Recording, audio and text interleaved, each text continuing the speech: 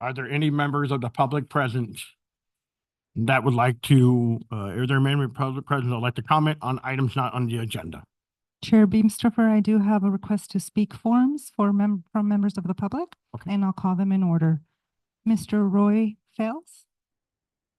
And will you please state your name as well as each has a 3-minute time frame to speak as well.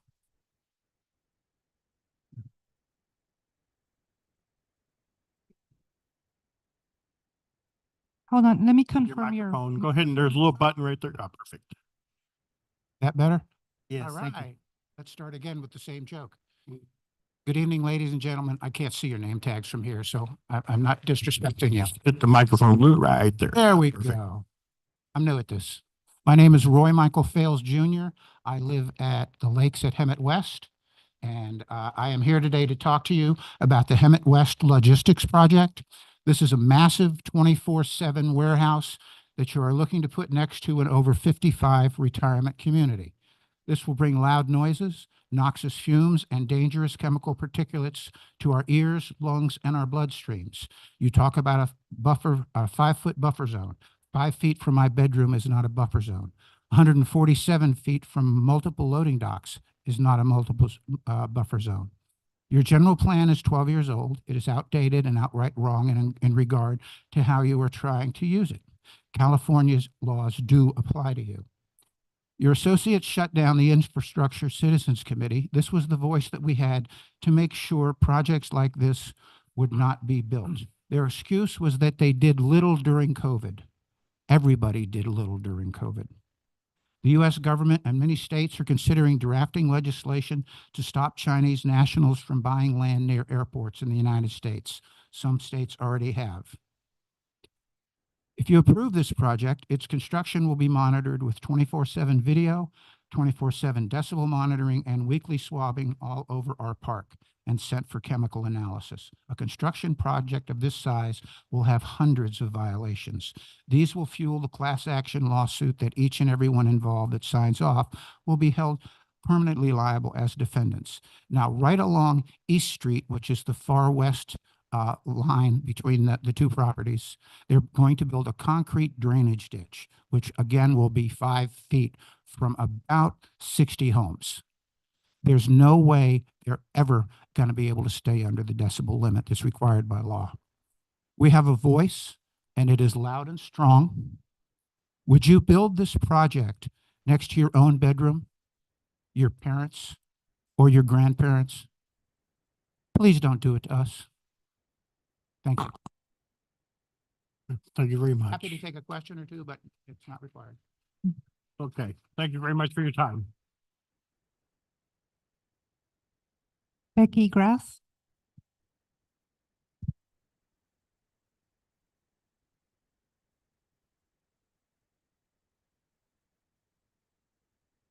Good evening. Can you hear me? Okay. In thinking, well, let me introduce myself first. My name is Becky Grass. I am the Homeowners Association President at the Lakes at Hemet West. I have met Monica. I have turned in an opposition and mitigation report to Monica that I hope will be shared with the rest of the council. But tonight I would, and again, this is in thinking about what Mr. Michaels just said. I would like to read something from the city planning page at hemetcalifornia.gov. And I'm quoting here. The planning division combines functions of current and advanced planning to manage development within the framework established in the city's general plan and the municipal code. Planning division oversight strives to achieve orderly and compatible development and sustain a high quality of life for Hemet citizens. Planning stage coordinates with business owners, local community groups, citizens, engineers, architects, and other project proponents to ensure that every development makes the most sense for the community and makes Hemet a desirable place to live, work, and play. I'm going to read that last line again. To ensure that every development makes the most sense in the community. We, the citizens of Hemet West, are here tonight to tell you that this warehouse development placement a few feet from our homes could not possibly make the most sense for our community. It will stop our community from being a desirable place to live, play, and work for those who work from home. A few feet from a very large senior community on a busy traffic corridor, miles from a freeway, comes off as very strange and not well thought out plan. A particular concern is the rezoning of the area to industrial use without thought for our safety. This actually leaves it open in our area for dangerous chemicals and other industries to come in. We don't know exactly who else will be coming into this territory. This is of concern to us. Like Roy said, it is literally feet from where we live. Now I'm going to read something else. From the history of Hemet, again, on the hemetca.gov page, are the following words.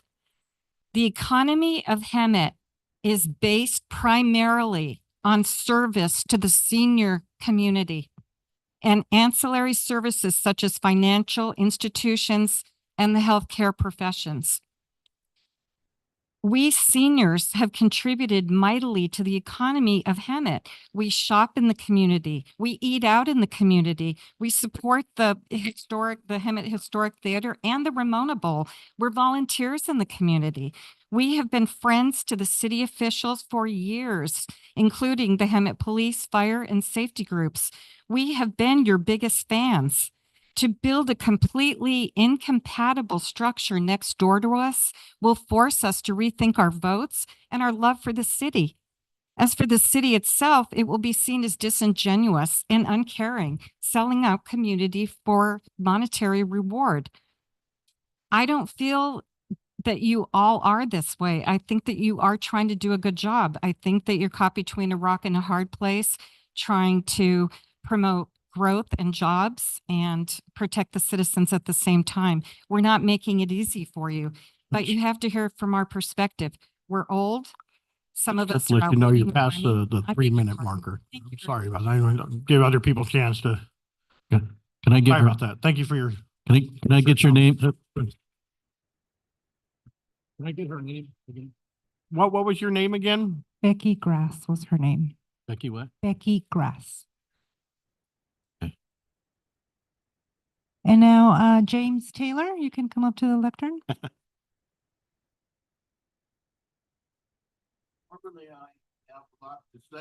Could I have you approach the podium? Can you just speak for in the public record? microphone so it's recorded and it's on record? We just have to have it on public record what you said. I'm sorry. I apologize.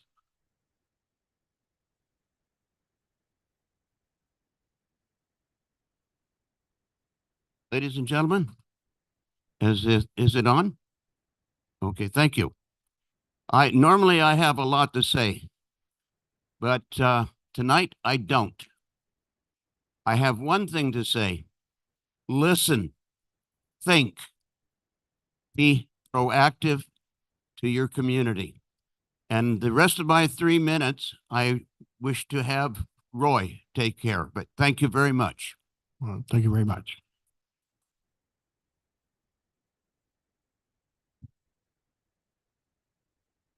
Cheryl Pierce.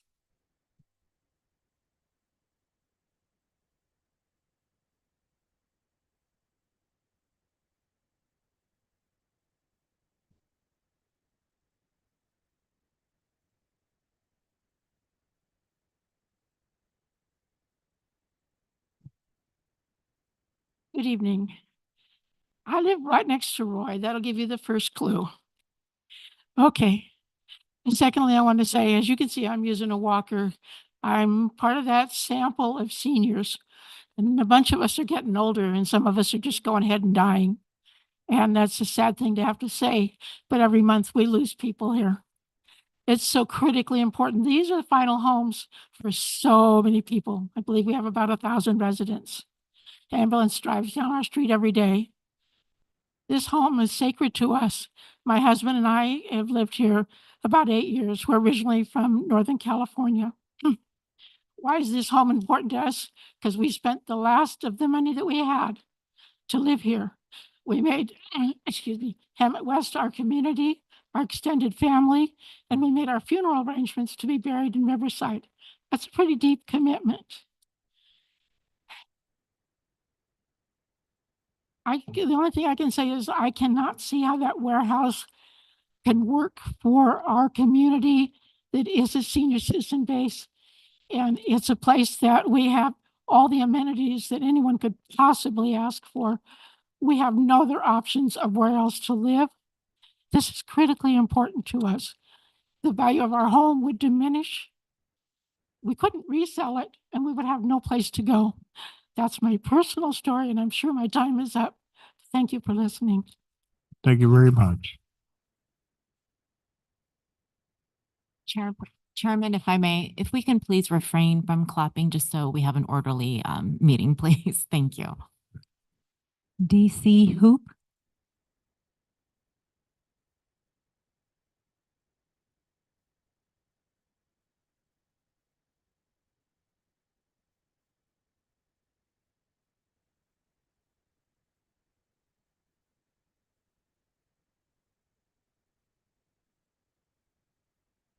Different direction. My name is DC Hoop. I'm also a resident of Hemet West. Would you be able to speak in the microphone a little bit? DC Hoop. The internet is a great tool that we all use, and sometimes it's useless information, sometimes it's not. In this case, I think it's very, very good information that we have here. I contacted the EPA, the Southwest region, having to do with the California Central Valley white oak trees, which are what these are. There's a grove of approximately 30 trees, and there's no plan to relocate these protected trees.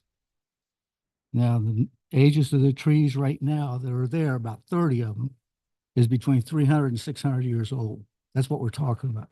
These trees only grow in Central California. They don't grow anywhere north, you know, where the redwoods are, up the San Jose area. These protected trees, the valley oak is known as the Quercus lobata. Yeah, I've got pictures here if you want to just pass them around. Let's check these out.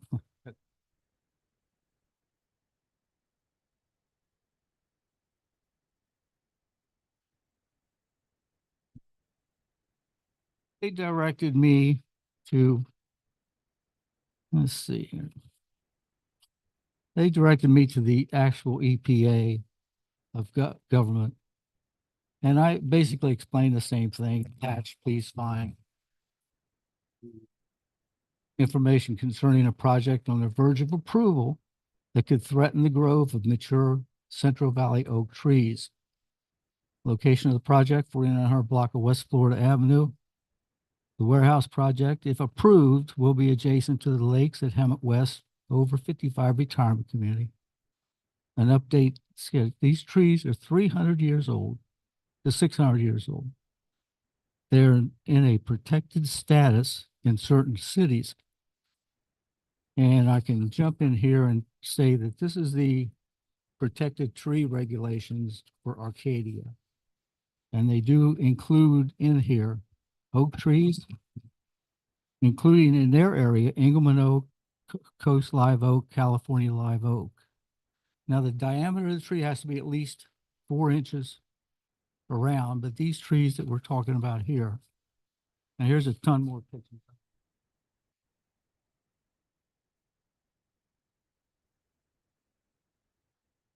Who had this property before, had a house at the end of the row, but it appears that somebody lined up these oak trees, kind of like a southern plantation type deal. Anyway, I sent in information to you guys, and I just basically said that attached here with is photographs of grove, trees. Oh, I found out, this will get you. The eBay and whoever buys this property is going to have to think twice about trying to move these trees, because you can't cut them down. You move them. The eBay said it would cost between, he said 300,000 to move, but I think they meant 30,000 to move these trees to a better location. I'm gonna have to let you know you're past your 3 minutes, sir. I'm sorry to stop you there. Okay, no problem. Time. For your time. Pat Dickinson,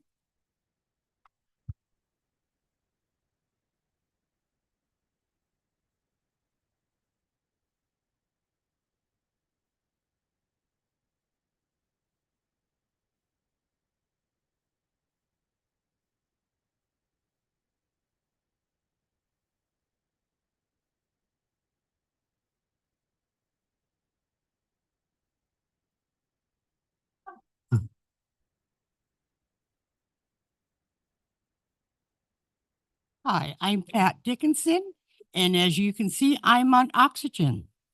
Build a warehouse and you're shortening my lifespan. And there are more than me in our park that have oxygen to live. Building the warehouse is dangerous to everybody. Please don't do it. That's it. Well, thank you for your time. Ken Norris,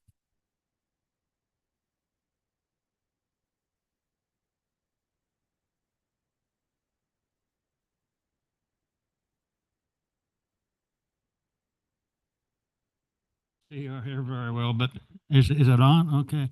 I'd like to start off by saying I was a truck driver for about 20 years and I also worked in warehouses.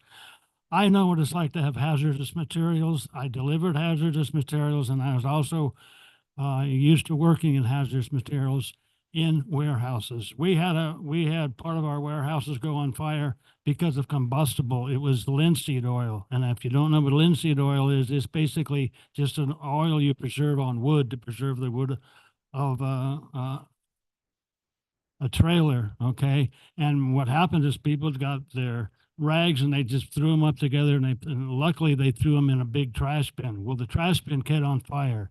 And combustible liquid do not need a spark to start fire. They don't need a flame. They just start on fire.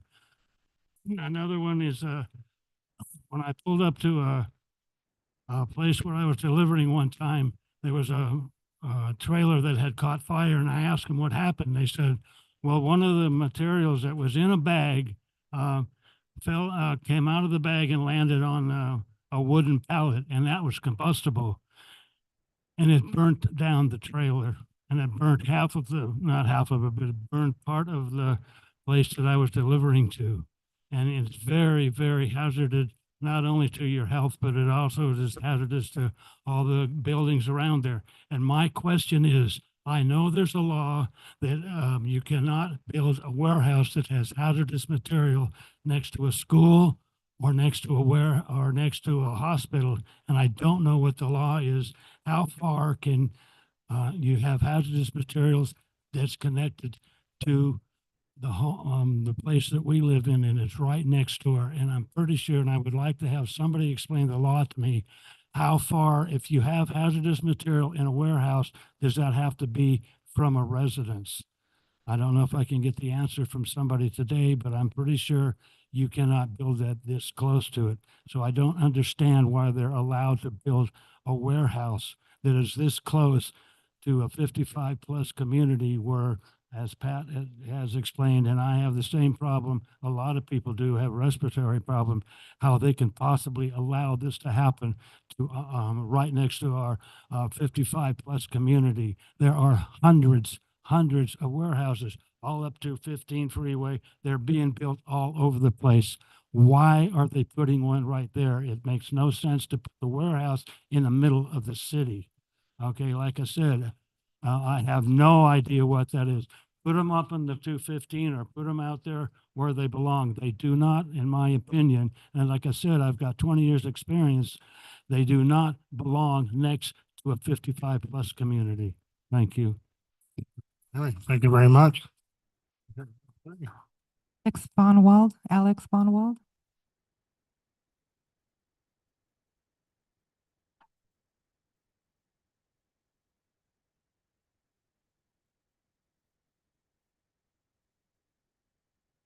Hi, I want to say that when I found the community at Hemet West when I was looking for a place to live. It was such a beautiful community, and I looked at a lot of places to live, and I chose the house that I live in now. It's on East Road, which East Road is directly, the where the warehouse is going to be. And I chose that house because I like the kitchen, but mostly I like the view of the mountains. I didn't have any neighbors behind me. I had those mountains, and they're so beautiful, to sit outside in the evening or the morning, and to even fathom the idea that there's going to be a big wall. And I mean, I can't even picture what else really, because I know I've done my research, and a lot of the developers of these warehouses, they show you a pretty plan, they show you pretty landscaping, and they tell you, we're only going to manufacture this, or we're not going to do that, and we're not going to have traffic here, it's going to be over there. And everybody goes, well, yay, money for the city, jobs. And then they come in, and it's a totally different situation than what they presented to begin with. So I want to say I have no trust. I have no trust in what the city is saying, and I have no trust in what the developers are saying with their pretty little flyer they sent out to all of us. You've heard from all these people. We're an aging community. And of course, if you're an aging community, there's a bunch of health problems, mental, physical. I mean, it just goes on. And noise, and I mean, all of it. So I just want to say I'm very against it. And thank you for your time. Thank you very much. Sally?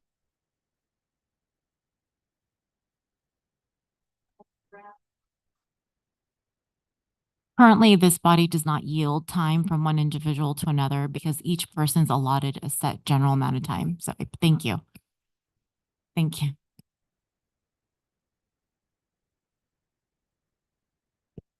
I can't speak on that, but I know currently there's no Brown Act, Robert's rules, or Rosenberg rules of order that allow for allotted time. Thank you. Okay. I trust both of them to represent us. My name's Sally Ludgerding, and I live about 5 houses in from East Road. And I did send an email a couple weeks ago, the end of June, middle of June. My concerns are I have lung issues like the others, and all I can see is that the air pollution, there are so many unhealthy days in this town, in Erie and Valley right now. If all of this goes through, the traffic is unbelievable what it's going to cause for the smog. And plus, we're not going to be able to move in this town. And the roads, I see nothing but damaging the roads, which are already in horrendous shape. The noise factor, our community is so quiet. I've been in my house for 24 years in Hemet West. And I too have a view at the moment. And if that 55-foot wall goes up, we will not have any view. But the noise is a factor not only while they're building the warehouses, once it's in, with 1,000 employees coming and going, and the trucks. Let's see the traffic, the view. I also see nothing but a decrease in my property value. Like so many of us that are retired, we have put our money into our homes, and if we choose to move, it would be nice to make a little profit out of them. But if this goes in, our property values are going to be tanked. Anyway, and that's about it. Thank you. I'm totally against this for my whole community because we live in such a great area. You know, I mean, we have everything in our community. And I just hope and pray that you please do not push this through. Thank you. Thank you very much, Sally. Chair Beamstrupper, I do not have any more requests to speak forms, and I did not receive any e-comments.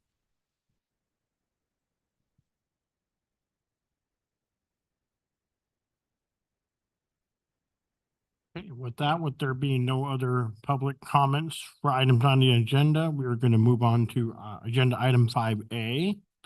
And that's the approval minutes of the meeting from June 18, 2024. Does the commission have any comments or questions? May I ask for a motion? I'll give a motion to accept the minutes, approve the minutes for the Planning Commission meeting of June 18th, 2024. I'll second.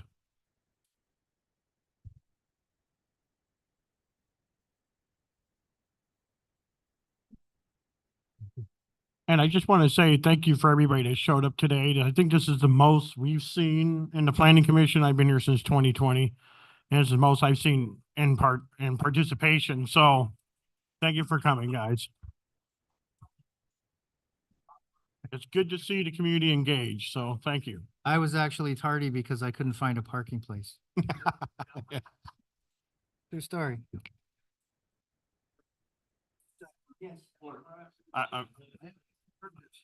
I'm because I'm not a blabbermouth. I'm a naval aviator, which is utterly chaotic. I put 22 years in, and this is for you, sir, Thank you very much. and my favorite lady. As soon as I learn your discipline, I'll run. Thank you very This much. is for you, ma'am. And the pass for the other folks. Thank you. I don't like to talk. Well, thank you very much. Flight of the Intruder. If you haven't, that's what I did. Were you in the very much, sir, military? and that's what they did. So, thank you very much. I appreciate all of you folks. And I hope you enjoy your life Thank you. because mine is short. I'm almost 90. Don't tell anybody. We'll keep it a secret. All right. Thank you very much. My wife, this.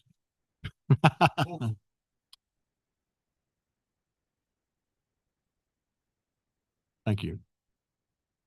And as they used to say in my community, salami, salami, bologna, and thank you very much. Thank you. All right, item 6A for capital improvement program update, Public Works Director Noah. Evening, Wait a minute, Chairman, Harold. Commissioners. Go, hold on. I couldn't hit the abstain button. I was absent that day and I couldn't hit the abstain. It came off no. I don't know why. I can reset it and you can cast your votes again. Okay. And this is for agenda item 5A, the approval of the minutes.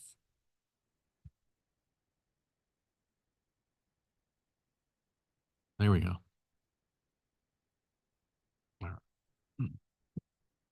All right, item 6A, proposal of this capital improvement program update with Director Noah.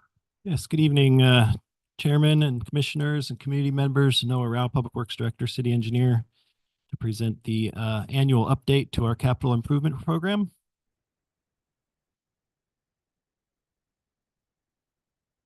This slide summarizes the updates to the CIP this year. We have 14 projects completed and closed out, 2 projects being removed, 4 projects modified, and since the last update, 12 projects have been approved individually through the City Council action, and I will be briefly reviewing those projects for this commission this evening as well. And then there are 12 new project requests for this update. The proposed CIP has a total of 98 projects made up of 12 new requests, 51 carryover projects and 23 projected for the 4 fiscal years beyond the current one. This slide and the next slide contains a list of the projects that were completed, closed out, and being removed from the CIP in this update. I'm not going to read them all off, but it is nice to look back and see the accomplishments. This is the rest, the continued list of the completed projects.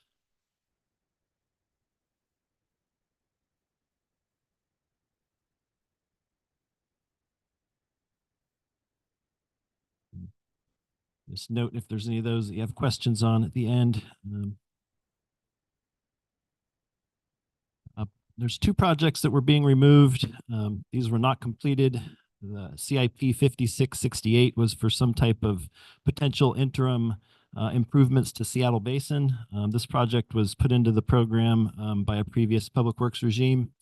I don't know what those actual interim improvements were supposed to be. But we've now entered into an agreement with Riverside County Flood Control to fund the design and subsequent construction of the Line C Master Drainage Plan facility. And that will be the permanent solution to the challenges with Seattle Basin. So we're removing that project. CIP 5743 was an ARPA-funded road improvement project, and we've taken the funds and allocated them to other projects that were short. So that one is just being removed as well. Do you know where those locations are for the 5696 and 5755?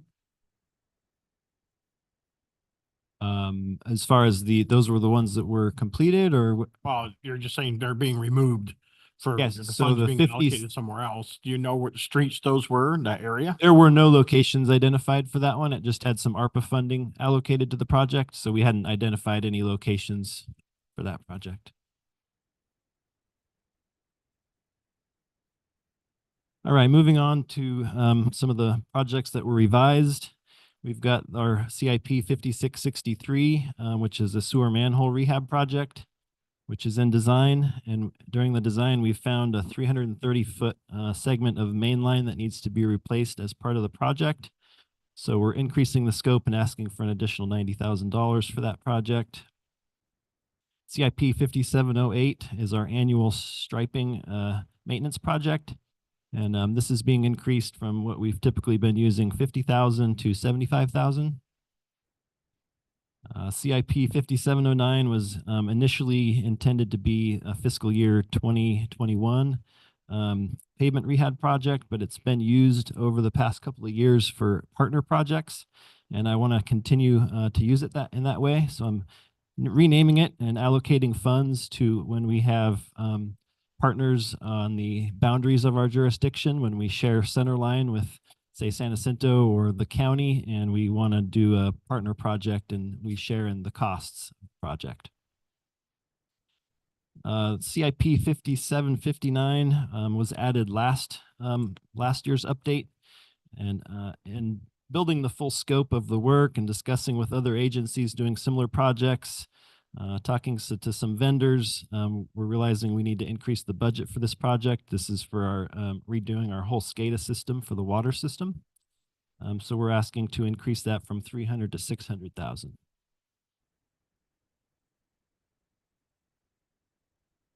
All right, the next 3 slides are going to be projects that were added and approved through the year. So they already have funds allocated to them. They've been approved by individual action by the city council. So I'm going to go through these for you.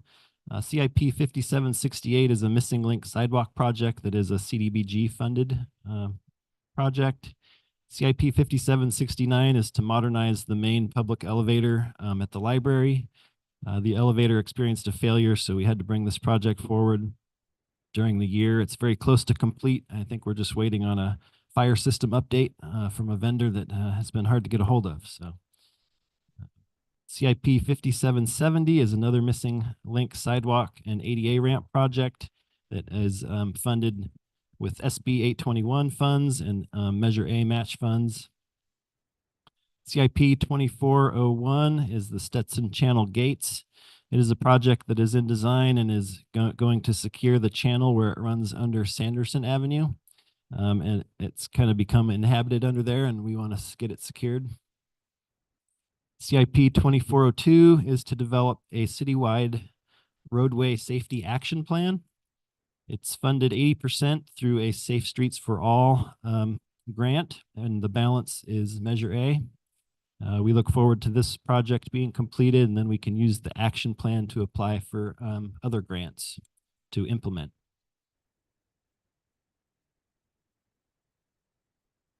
CIP 2403 is our Kirby Street Maintenance and Rehabilitation Project from Florida Avenue to Esplanade Avenue. This is funded through Riverside County ARPA. District 5 Supervisor Gutierrez has granted us this funding. So we're looking forward to that. That's in design and it's moving fairly quickly. CIP 2405 is to install solar covered parking at the library and also a backup generator. This will make it a true resilient cooling center in the summertime. And it's funded through a Building Forward library grant, and then also the match is library diff funds. CIP 2408 is the Master Drainage Facility Line C, previously mentioned as the solution to Seattle Basin's challenges.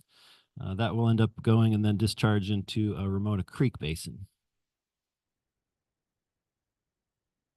CIP 2409 is for several Fire Station 1 improvements and then also the replacement of the generator at the Covell Emergency Operations Center.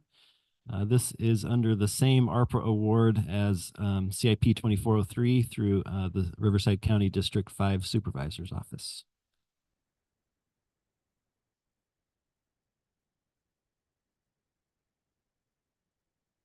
All right, and these are two that also have had funding approved. City Hall exterior painting. It was included in our facilities maintenance operating budget and is therefore being added to the program now.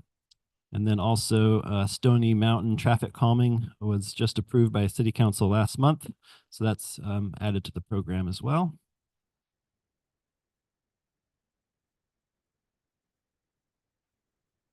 All right, moving on to brand new project requests. We've got CIP 5698B.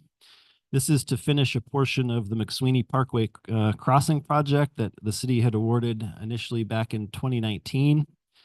There were several delays and issues with the contractor. So we've completed and finished and terminated that project. There is a couple things that were not completed.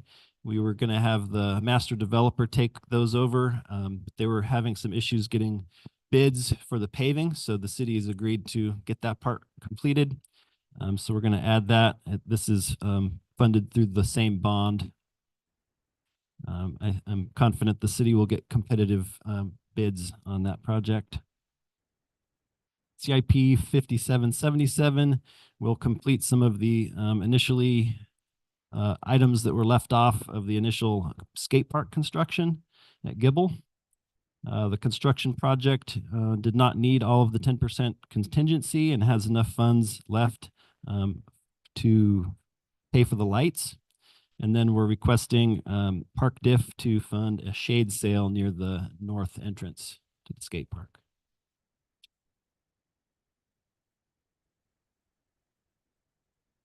Pardon me, just a moment.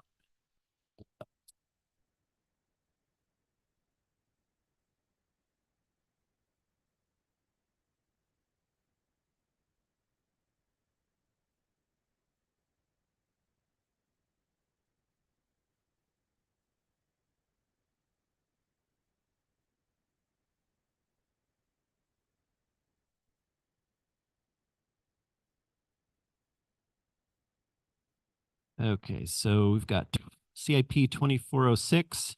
It's one of our standard gas tax funded street rehab projects. The locations were approved by the City Council on May 28th, 2024. And the locations for the other two are still being finalized based on our pavement management program.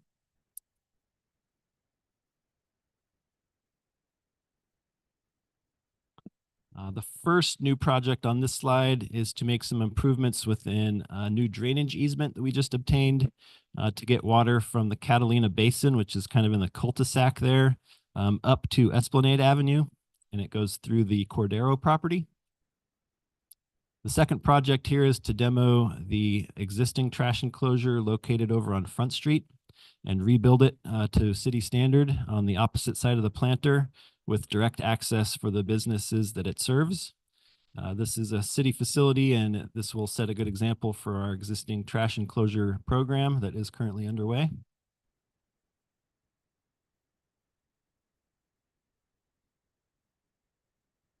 This is, it's a project to abandon and demo two existing facilities that are no longer used and never will be. There's some structures and equipment that's just more of a safety hazard than anything else. One is a former production well. Number three, we're going to abandon all the equipment, but we will keep them well as a monitoring well. And then the old lift station, everything will be completely removed.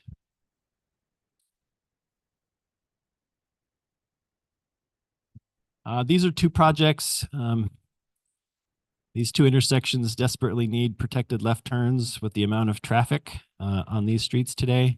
These locations are turns from Stetson to Buena Vista and from Kirby to Florida. So get some protected left turns. This is going to require the whole poles and mast arms to be replaced. So it's kind of an extensive project on both locations. The mast arms are not long enough to add the boxes for the protected turns there. But they also refix the entire road there as well? Because that stretch is pretty bad. We have other projects, I think, that are taking care of that. Are you talking about the Stetson Avenue one or the Kirby Street? The Stetson and Buena Vista right there at that intersection, that Stetson between Buena Vista and Santa Fe is just terrible. I think that's included in one of our other street improvement projects already.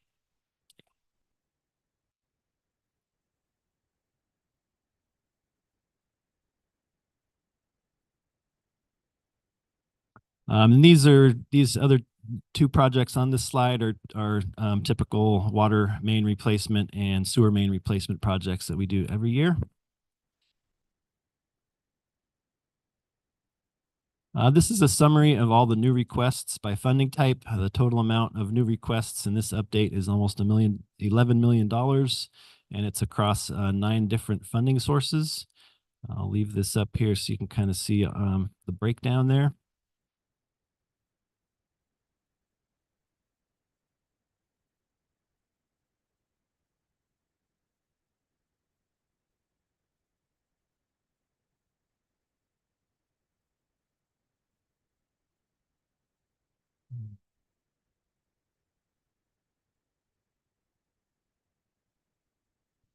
Any questions on this one?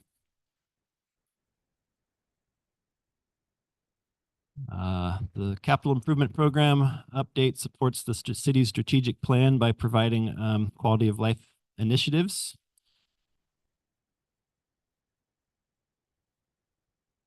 Staff is recommending that the commission find the proposed CIP in conformance with the city's general plan and to make any comments or recommendations to the city council for consideration during the public hearing. That concludes my presentation, and I'm available to answer any questions that you might have. Thank you, Director Noah. Does the commission have any questions for our Public Works Director? Sure. Start with. Director Noah, thank you. That was really good. Appreciate it. When I was looking through this, I'm looking at the road improvement plans, and they seem to be all over the place. I was trying to get a holistic view of all the roads that would be improved, and it's kind of impossible because you see one map over here, and then down later you see the slurry one over here, and then you see the road improvement over here. Is there a map that shows the full complement of roads that were being improved? We have an exhibit, but it's not quite up to date. There's a couple missing. So I have asked Jolene, our Deputy Public Works Director, to bring this to the next meeting and have an exhibit of all of our street projects. And so you can kind of see that holistic view of overall what's in the pipeline. Okay. Because there's a section on Park Avenue near Menlo that is so bad. Oh my gosh, it is really bad. And I did not see that being covered. I I'm not mean, sure if we have anything on Park at this time. I don't yeah, think there is. it's bad. I mean, it's like, you gotta get your tires realigned about every, 6 months.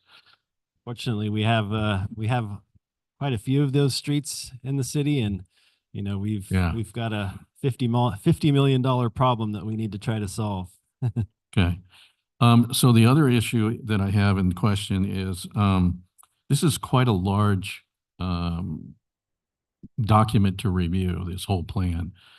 And are you expecting us to vote on this tonight and, give you a ruling here tonight? Because I would prefer to have until the next meeting to actually go through this whole thing.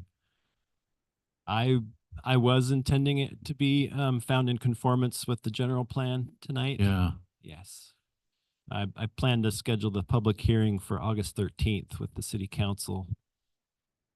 So, I mean, that's a question to you, Mr. Chairman. I mean, I don't know if you had time to go through it, but I mean, it's quite large, and so is the next one, and it's a lot to digest and go through. Is there a certain deadline that this has to be submitted, or? A lot of these, in order to get started and have the funding approved, I mean, it'll hold up, you know, our plan and operation if we can't get it to the public hearing in August. I know last year it was, you know, approved in August, the first meeting of August as well. So that's really the target.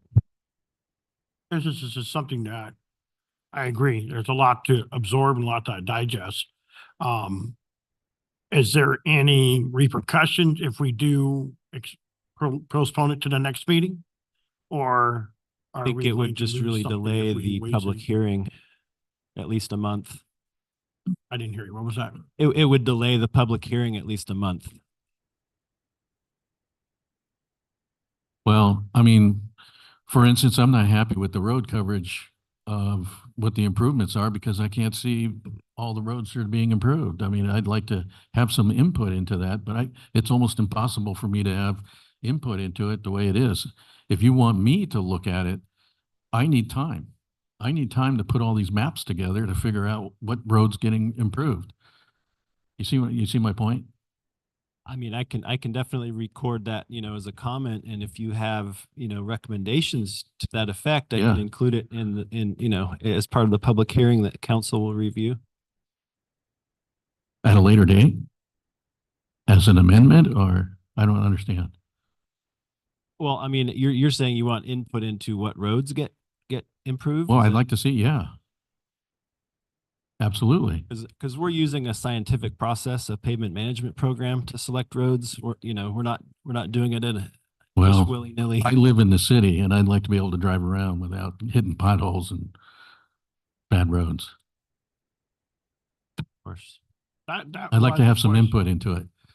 That was a question a lot of people ask is, who picks these roads? And are you using it, like you said, scientific formula? We've or had- Are you using based on public input? We Because had all public- of the streets basically driven with a bunch of instruments, lasers and cameras, and they basically then took it back and rated them all and gave them a pavement condition index rating. Mm-hmm. And then it's put into a software program, so where you can run scenarios and try to get build projects that make the most get the most out of your money based on a budget. And so that's how these are selected for the most part. Sometimes we'll sit down with council ad hocs and, you know, say that this is very close, and, you know, we can get their input as well. Well, I appreciate the scientific analysis and the modeling, but you know, sometimes it takes a human eye to make an adjustment here and there. And I think we're just asking, hey, can we see what the total plan is and possibly give you a few, you know, tweaks here and there. That's all we're asking for. Sure. Yeah, no, I mean, of course, I would prefer that we not delay this because I'd like to get it to the public hearing in August, but that's certainly the commission's. Well, I'd like to have more time to review these things with these large packages you guys are throwing at us. I mean, you're giving me basically a weekend in a day. I'd like to hear what the other commissions have to say as a whole. And if they all agree in the same, then we have to agree as a commission. I went through and numerically put it under roads, underwater, the different city, the trash enclosure, the Gibble Park, the Simpson Center, all of those things. My question for this,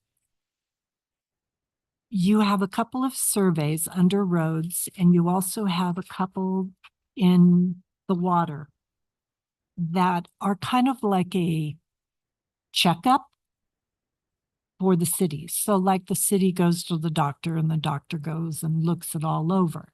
And so the 5719 was last done, which is the water distribution status, was done in 1990. The digital GPS water atlas number 5745, that's one that's something that we really need.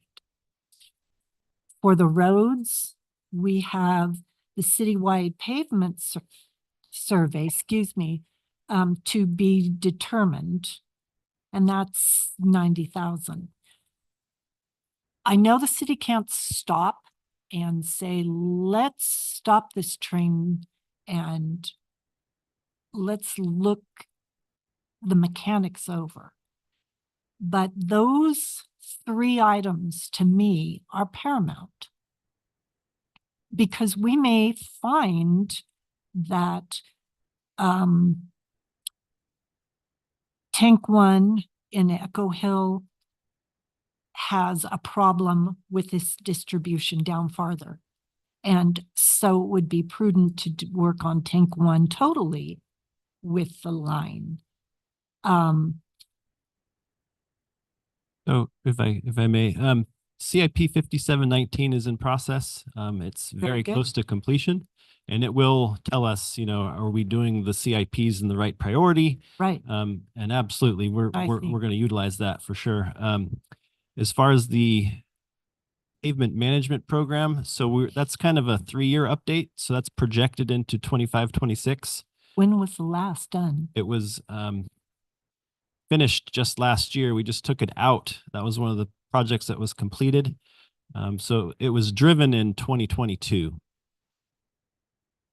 Is that something we could? And so in the meantime, after it's driven and we have the pavement condition index, we're just using a pavement degradation curve to estimate the, based on the time that's passed since it was last surveyed.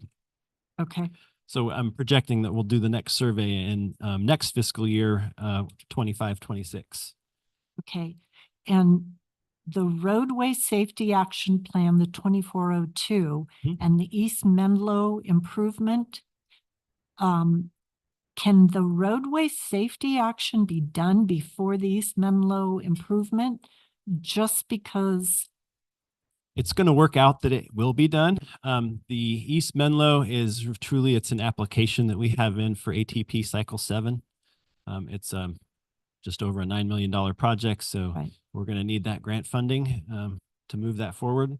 And we already have the Safe Streets for All citywide safety action plan that we have funding already approved. We're going to be moving that forward quickly. So we will have that done before that project comes through. Because that, to me, is another one of those checkups. I see reading that we are doing 40 of the lights. But that is all the 40 lights that need to be improved, or however that's determined, all move towards Dominagoni and Dominagoni out.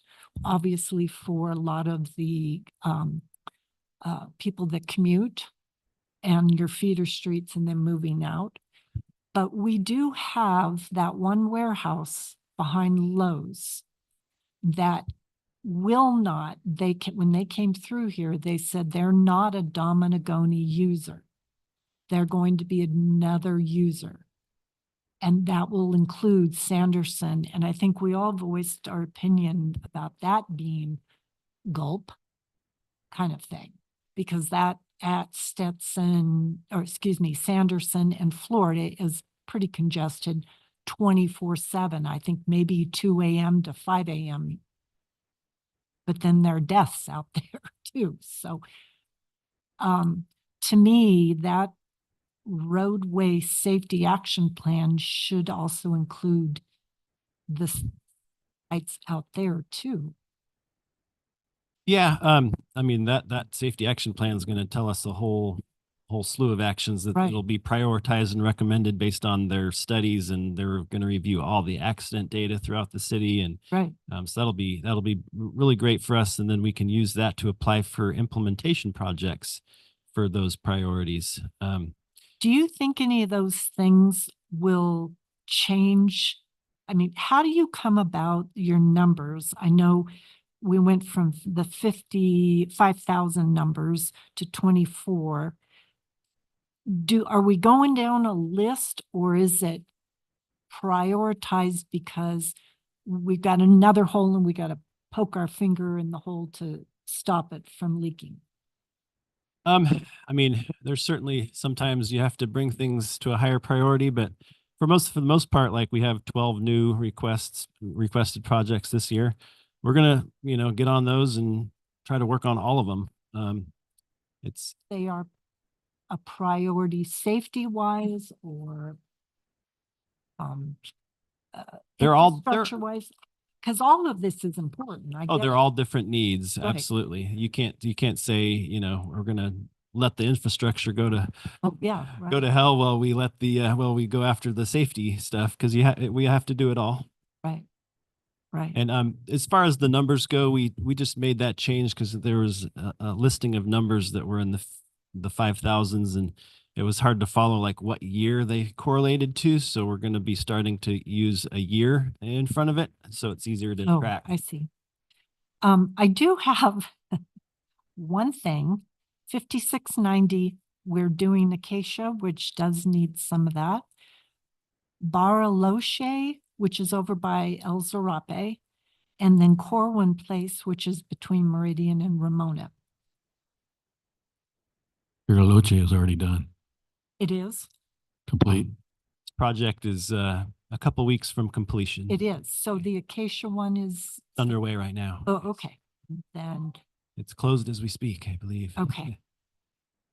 And I have been for years an advocate for young women. I coached, I taught. I noticed that 5740 is the Brubaker Park. And we're going to upgrade the baseball fields. Do we not? I mean, that's a community park that could service females and males. So is there a softball? They do.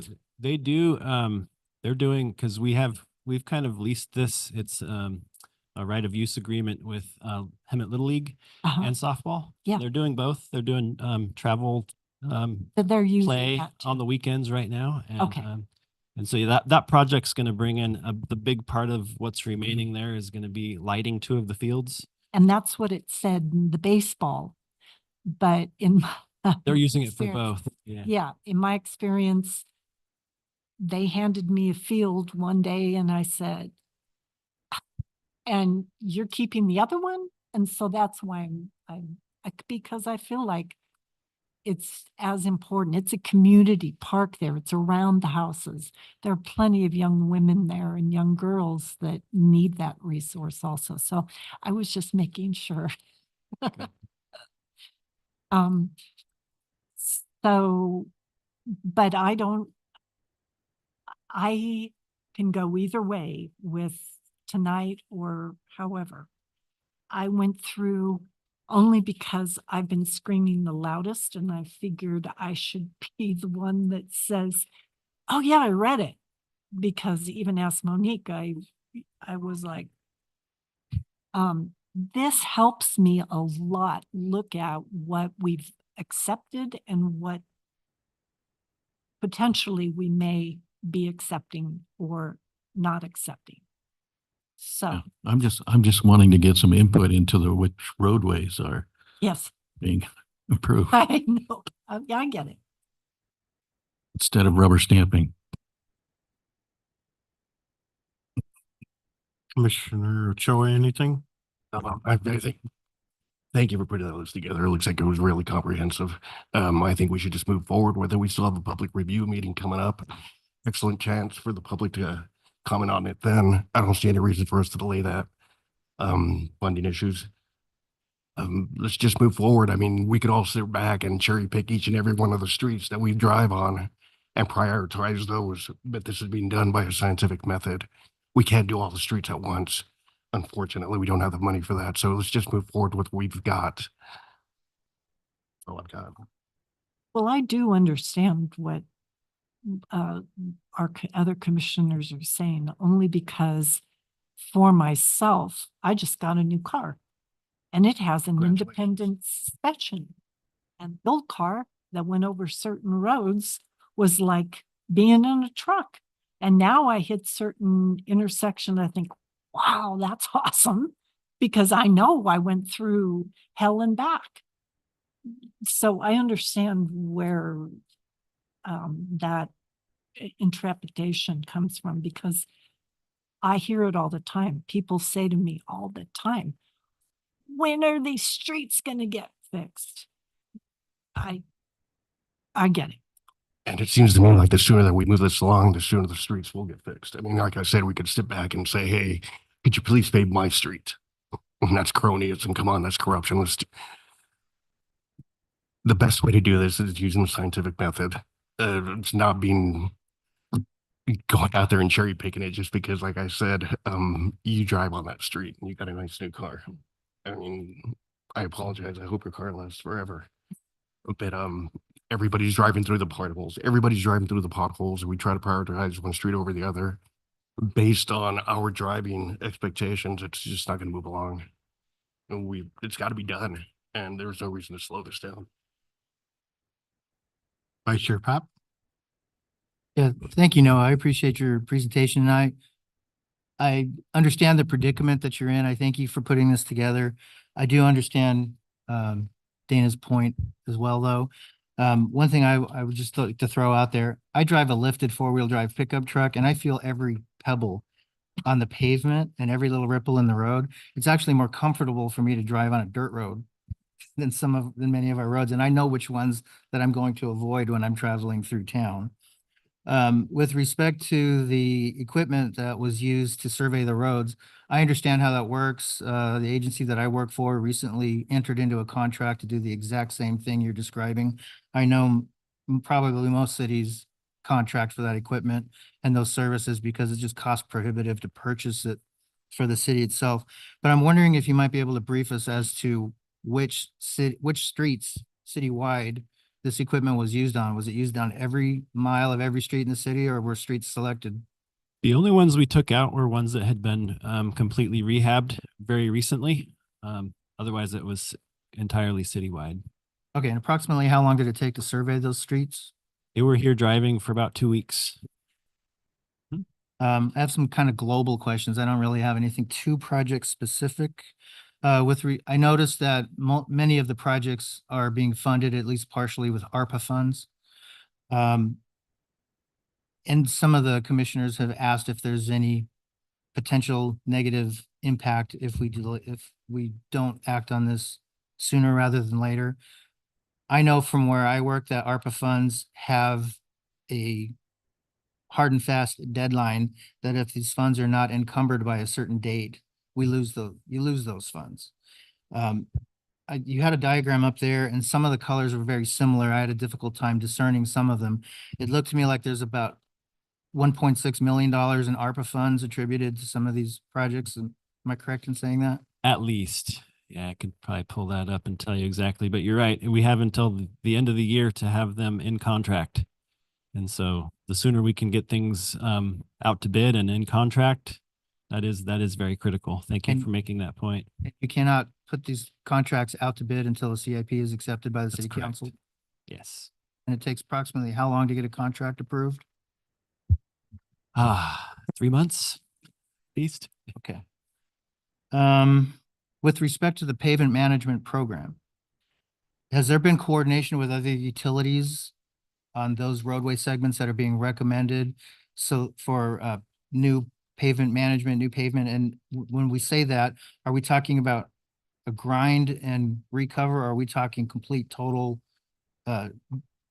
tearing up the road, pulling up the underlayment, repacking it, and new asphalt laid? To what extent are we resurfacing these roads? It depends on the condition. As we go into design for a project, we do our core samples, and so they tell us if the subgrade's good. They make recommendations. We typically follow those recommendations. Sometimes we'll meet with them and ask them, is this, really that bad? We have to go down, 2 feet. But that is certainly the way that we process those. There's a mix. There's different projects. Some are focused more on full replacement, where we're going down through the subgrade, and others are grind and overlay. Some are deeper grind and overlays than others. Some are shallower. It just really depends on how the design process goes and what the final project looks like. Sometimes we'll have locations, and that's sometimes why we'll need more money, is if more of the locations need full replacement, then we'll need to add funds to do that. Other times we'll see, okay, we can get away with grind and overlay, and it saves money. Appreciate that. Thank you. So with respect to the streets that are being recommended for repaving as part of the CIP program, have you coordinated with the other utilities, for example, Eastern or Lake Hemet, to ensure that we're not going to pave a street this year and next year they're going to cut a big trench in it and white and expand a line or lay a parallel line? Yes, as we get projects started to go into design, we send it to all the utilities so they can coordinate any work that needs to be done. They can notify us if they have work that needs to be done, and they can do it before it gets paved. And then we also have implemented a pavement moratorium, cut moratorium, so that if there's work that's not emergency work, they're not allowed to cut into it for 5 years after it's been repaved. I don't recall which year the fire station improvements were recommended for, but if it's at all possible, I'd like to see those moved up. I think our fire department could use all the support. That fire station one, I think those are this year. They are this year. Okay, thank you. Good. I'm happy to hear that. And then the last question I had is project specific. It's related to the gates for Stetson and Sanderson. Sure. I drive by there frequently, and frequently I see emergency services there parked. It blocks traffic. It makes things difficult. I don't know if we've had loss of life there, but certainly people are getting underground, trying to escape the heat. And I know from years past, there's been a lot of issues. What exactly does this project entail that's going to keep people from getting into those underground areas? So on either side of the channel, that's basically on either side of Sanderson, where Stetson goes under and the channel goes under, there will be gates placed, some heavy duty steel. And what they're designed to do is, if there's water flowing through and any debris or anything, they're designed that at a certain pressure, they will lift up and allow that stuff through so that we won't have flooding occur. So it is kind of an intense design process, but that is it'll actually close off both sides, so you won't be able to get in under there at all. And there's a couple other laterals that come from South Sanderson. And so it'll keep hopefully anyone out from the whole underneath channel there. Thank you very much. That's all I have for now. I just want to make sure I understood you right earlier. Is it the next meeting you're having somebody come and present us the actual street locations as he was asking for? Yes. It was kind of an overview of all the selected streets that are underway and in the pipeline. I believe there's only one pavement rehab project that we're still finalizing the locations. And then there's one slurry seal maintenance project that we're finalizing locations. All the locations on all the other projects have been finalized and are in design. Or is everything will be approved by then? Because city council will approve it next meeting. The other question I have is the trash enclosure. I'm not sure what's become of that. but I know you guys are going back to drawing board as to you're working on the one in Front Street already has a brick wall, but like the cost to build a trash enclosure, what's going on with that particular grant and what's become of that trash enclosure? I know that a lot of the costs were coming in a lot higher, but I'm not directly overseeing that program, so I can't really give you all So the is the city details. fixing this particular trash enclosure? This is themselves? actually a city-owned trash enclosure, so we are gonna be demoing it and rebuilding it where it has direct access and use for those that need to use it. Set a good example and use our city standard to build it. The only thing I had the issue is just like Commissioner Hill was saying is, this meeting we have the CIP and then we have two general plan public safety elements. We have some good stuff to read for this meeting for tonight. And then we had a cancellation last meeting on July the 2nd. And then the meeting before that, we had one item extension of time. And this would have been great to put on something else that had a little more time for us to study and look at the project more. Because we've been screaming for this, and thank you for the presentation, because this allows us to kind of see what's coming. But I just really wish things like this would have been a little bit more spaced out so that we can actually focus more on spending more time looking at the CIP. But other than that, according to Vice Chair Papp, if we say we want to postpone this, I want to make sure I'm understanding right, this could jeopardize some of the ARPA funds. Correct. We don't want to do that either. So I just wish we had a little more time with the timing management of all the meetings we've had prior to get this in here, so we could have been able to chew on this a little more. But I don't have any other questions besides that. Does the commission have any questions with Director Noah before we vote? No, thank you very much for the presentation though. It's really good. I Thank would you, just like thank to you, add, thank based on what our chairman mentioned, if at all possible, moving forward, if we could get it just a little bit earlier in the year so we can ponder the projects in a little more detail, we would appreciate it. Noted. Thank you.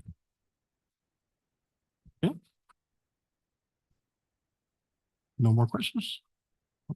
Thank you very much. And with that, maybe we have a recommendation.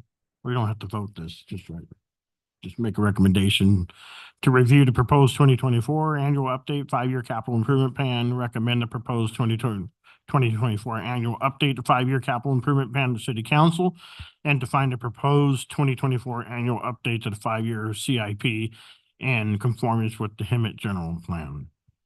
Right, I think the true voted action is the resolution for the finding an in conformance with the general plan. So there is a resolution for that.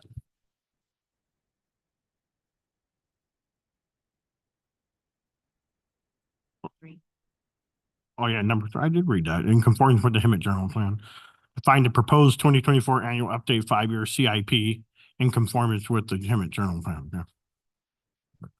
All right, thank you, Okay. Director Noah.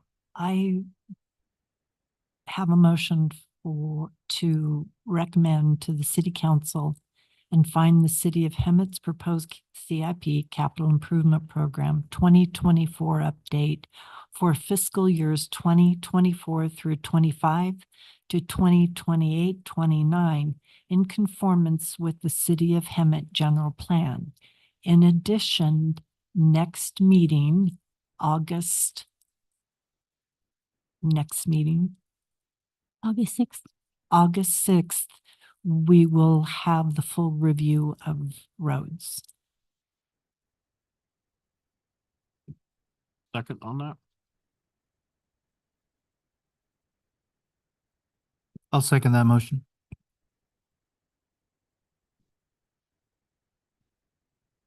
Want to clarify for the next meeting that this would just be presented as a document presented to the planning commission, that it would just be for follow-up.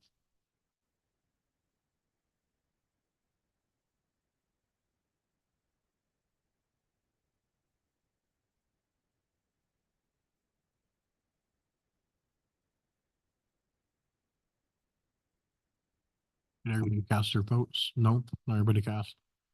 Please cast your votes, please. We gotta cast votes? Based on the motion?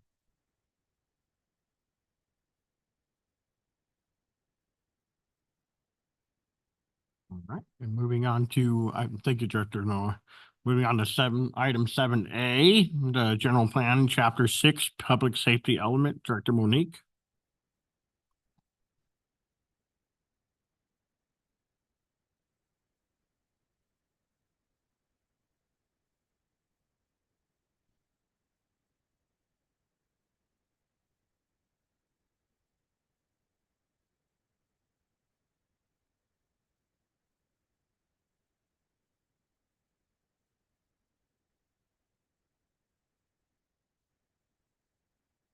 Good evening, Chair, members of the Planning Commission, Monique Alanese Flater, Community Development Director. This evening before you is a general plan amendment, an addendum to the public safety element of the city's general plan. This evening, Kimley Horn, our consulting firm, which was contracted to prepare the amendment, will present this further. Just a little bit of a background. The proposed amendment is in accordance with Senate Bill 1035, which requires the public safety element to be reviewed not less than once every year, 8 years, and revised as necessary to address climate change. In addition, the last time that the general plan was amended was in 2012.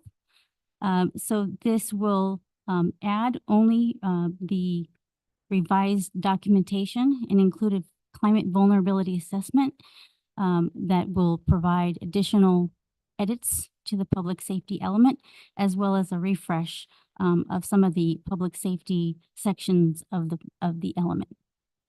I will go ahead and pass this on to our Kimley Horn consultant, Heidi.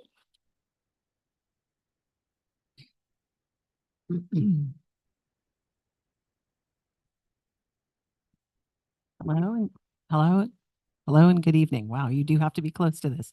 Hi, everybody. Thank you. My name is Heidi Bruce with Kimley Horn, and I was the technical lead senior project manager overseeing the safety element. And the next item that you'll also be hearing from us on the environmental justice element. So very pleased to be here. And again, encourage questions as we go through, because I'm sure you just don't want to listen to me drone on about this. So exciting project. There we go. So our agenda on this item is to go through the safety element update, kind of why we're here and what we did to, as Monique said, to comply with state law, but also to make the safety element more relevant to today's features and risks. And so, and one of the key new items is this climate vulnerability assessment, and we will get through that. So in general, you know, it's mandated by the state when updates to general plan elements are required. And in particular, Senate Bill 1000 covered a couple of interesting things, including an environmental justice element, but also required update to the safety element upon the next revision of the housing element. And, you know, we've been through the 6th cycle on the housing. So this is also to make sure any updates are consistent across various elements, and it's always just a good practice to update periodically. As Monique said, it was 2012 when your safety element was last updated. And so we reviewed the safety element. We've had some public meetings on this, and we've come up with just a few things that needed to be updated to bring the safety element up to today's standard. So the safety element is, of course, the part of your general plan that plans for all potential emergency events. It aims to minimize, mitigate, reduce the risk of injury, loss, or damage of property and environmental damage from natural and man-made hazards. And the update really did focus on the fire wildfire section, in addition to a new consideration of how these risks will be exaggerated under climate change. So again, this change in law became applicable starting January 1, 2014. So this is the first cycle since that date. So it's taken a while, but it's been actually quite helpful throughout the state to update safety elements. And the idea here is to, establish goals, policies, and objectives that'll guide current and safety and future safety mitigation strategies to reduce risk and to keep up with that risk as it changes over time. So background to the safety element is that it addresses natural risks and hazards, fires, floods, droughts, earthquakes, and landslides. And also some of the new requirements were to identify the areas of state responsibility versus local responsible areas, but also for those areas with a very high fire hazard severity zone. Not an easy phrase. It's used multiple times in the CAL FIRE assessment, but it's very important to focus on those areas and to assess the impacts from any unreasonable risk of wildfire. And I think we obviously know why wildfire is such a big issue. We hear about it on the news. It's becoming an annual event now instead of, once every 5 or 10 years. So state law was just keeping up with that need for communities to assess and develop this.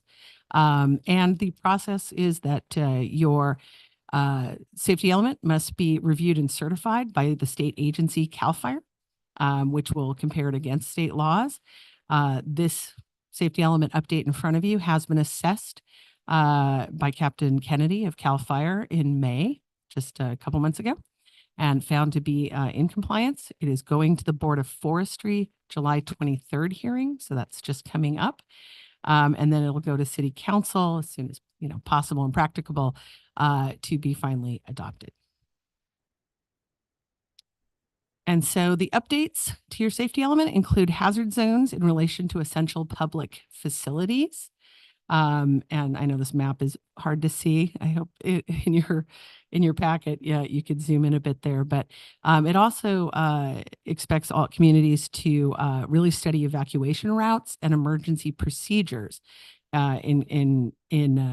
with public agencies, such as your fire stations, your evacuation centers, understanding how they might be impacted by a fire, but also how they become accessible. But also to look at climate risks and assess future risk. So the Climate Vulnerability Assessment, or the CVA as we call it, is required under California law under SB 379, and it's informed through research of current city policies. So we did a complete top to bottom review of your safety element and other related elements. And it'll also include things like your climate action plan. And it relies on tools that are state-of-the-art modeling tools that are developed and maintained by the state, called Cal EnviroScreen and Cal Adapt. And there's constantly updating that as new data and methods are accepted. And this is all done following the SCAG's Climate Adaptation Planning Guide, and an example set by the Western Riverside Council of Governments Climate Vulnerability Assessment. So it's customized to, be about your town, but we did follow all the very good work that those agencies had done. And a CVA assesses the vulnerability of the city's population, structures, and functions. So it looks at all three of those areas to climate change induced effects, both chronic and acute. So acute effects include from weather such as more high heat days, relevant to the CIP discussion that you just had on the gates and people seeking, coverage from those high heat days, but also talks about extreme storms that can lead to down power lines or road closures that affect public safety, but also changes in rain patterns, less rain overall, but more rain all at once, for example, that can lead to increased flooding events. The more chronic effects that are likely to be seen here in Hemet includes continued drought, which can lead to water shortages, also air quality degradation, and all the progress that the South Coast AQMD has made over the last few decades could be erased under severe drought circumstances, but also agricultural decreases in diseases, which can affect the city, not just safety, but economically too. So here are the primary and secondary hazards that we studied for Hemet. I'm not going to read it to you. If you have questions, we can return to that slide.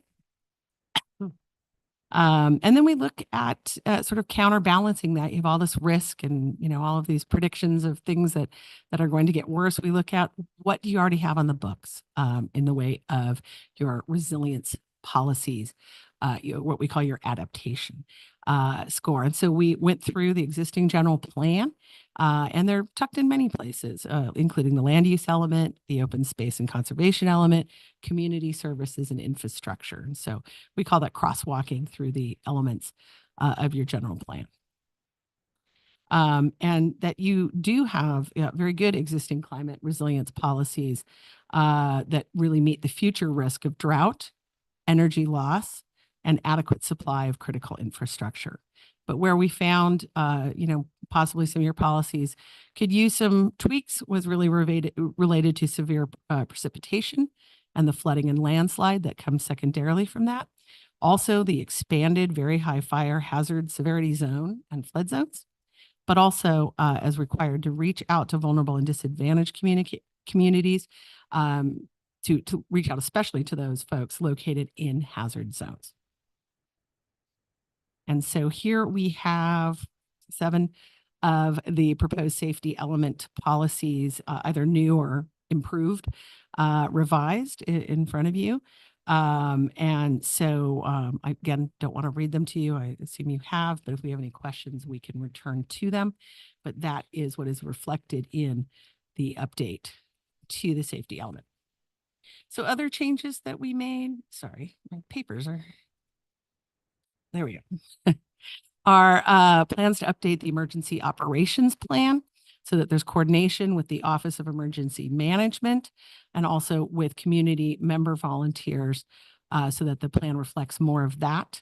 Also, fire prevention and response, which includes partnerships with state in addition to tribal nations, county and municipal departments.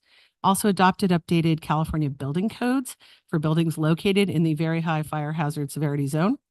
Adopt an urban water management plan, and also developments for wildfire hazard mitigation. So in particular, the Four Seasons residences.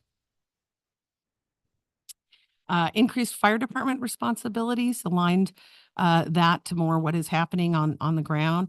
Measure use support, updated exhibits on the zones and the LRAs.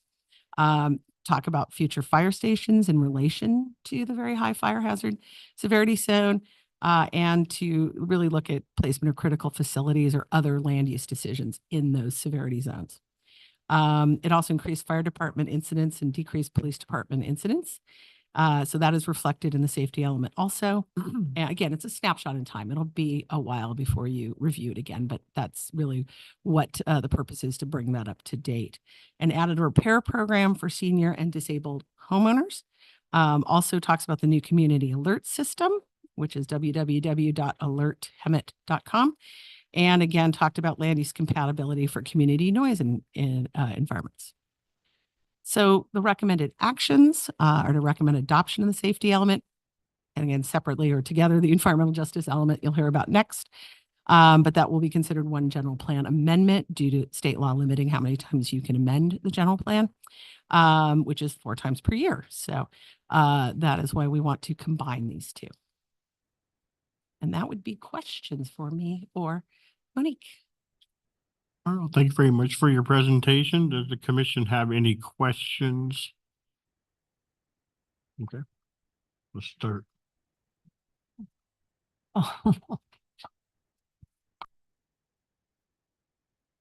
The CVA assessed the vulnerability of the city's population, and I read Four Seasons was a target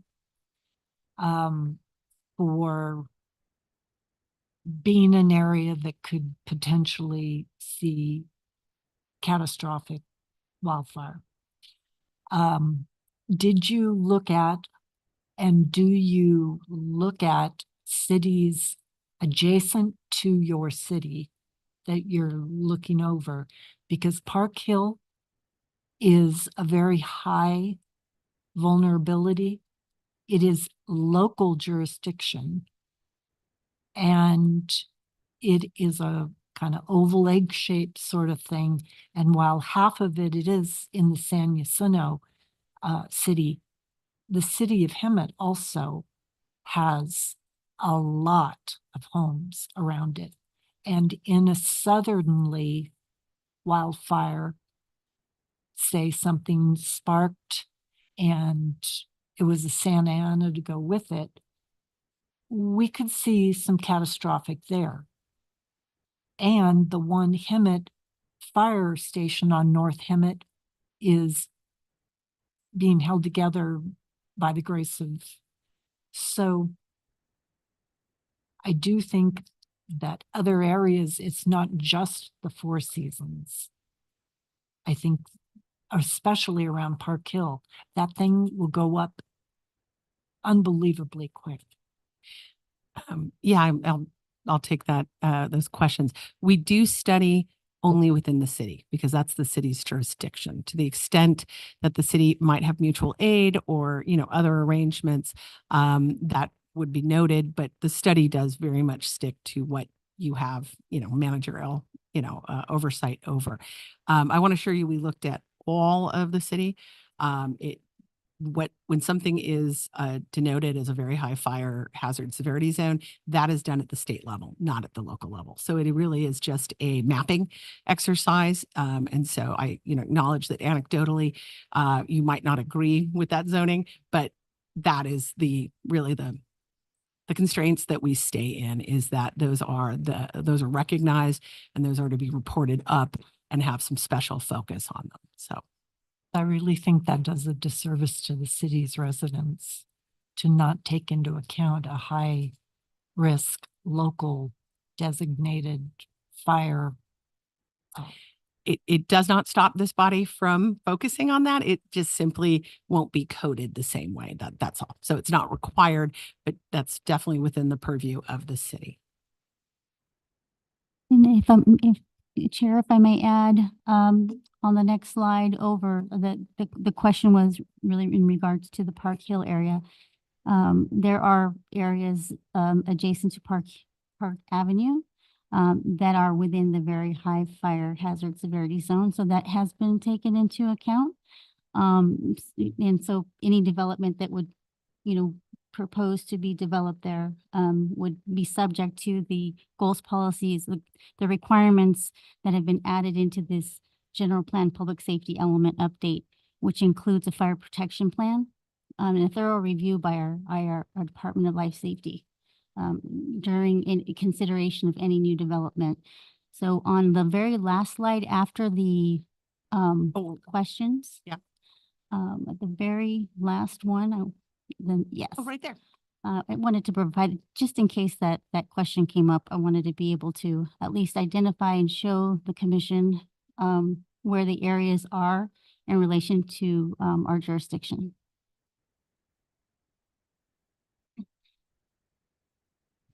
You know, I don't know if this helps, but I live at the top of Park Hill. And I work with the fire department, and I've actually installed a 1,500 water gallon water tank that they can hook up to as a mitigation. We contacted the city of San Luis because it would be nice in a range management kind of approach to, you could even do a wheel where you have goats or, you know, and because it's a potential. Yeah, I know. Exactly. So I feel Yeah. you.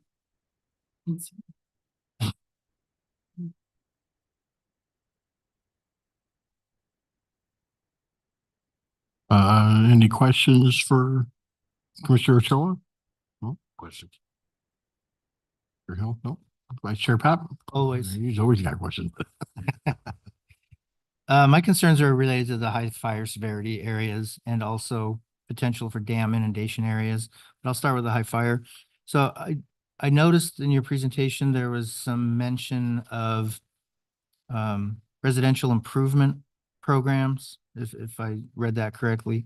Are any of those related to properties, residential properties that may not have been located previously in the high severity fire zones, but after the state remapped them, they now are? So there are mitigations that are, there's like a menu, a pull down list, if you will, of the types of mitigations that can be applied to new residential construction that could be retrofitted onto existing residential construction. Examples of this might be boxing in eaves with non-combustible materials to keep ash and debris from blowing into an attic and setting it on fire, and other things like that. So I'm curious if any of these, if any of the policies recommended in this element for residential home improvement might be specifically related to mitigation for properties located in the high severity fire zones, or if they can be. Monique, I think that's PS 6.12. Do you want to take that? Perfect. Okay. So yes, policy, PS-6, fire protection plan. It's new. This is new. It requires development and redevelopment, located in very high fire hazard severity zones.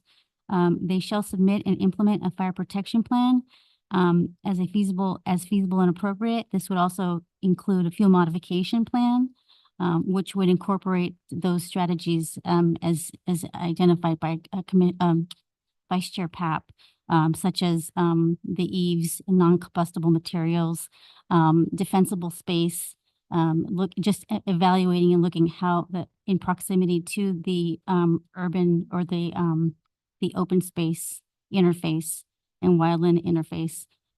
So that would be a strategy that we would implement and require for new development or for existing development in the city. Might there be any programs available now or in the future that would provide assistance for property owners to retrofit their existing residences for some of those mitigation measures? We can certainly include that as a program, a recommended program as part of the goals. We have the goals and the policies. This could be also incorporated as a implementation plan. With respect to potential for dam inundation areas, I know that this has been it's been vetted in probably several previous public safety elements in the past, but we have development encroaching closer and closer and closer to these dams. Are there any new policies recommended for residential development or any development of any kind in proximity to either the East Dam, the West Dam, or the Saddle Dam, off of Dominagoni Parkway, for lack of a better way of stating it? There is residential development there, although it's sparse. Those are much larger lots. Monique, I don't think so. Yet, primarily those areas. So McSweeney Farms is out of the dam inundation would be less likely. However, the areas just to the north of Lake Hemet, of Diamond Valley Lake, those areas are generally along Dominagoni Parkway, which would not be permitted to and are not unbuildable areas. So we would look at future projections of potential dam inundation. The entire city would be impacted. However, it is not likely based on our current zoning today that and we may want to look at that in more clearly with our general plan update coming up. That's all I have for now. Thank you. I think I don't have any other questions. Anybody have a question before we? I think the only thing I would like to see would be the technicality of the dam, the Diamond Lake Dam, be designated as what it is, an earthen dam, which inundations and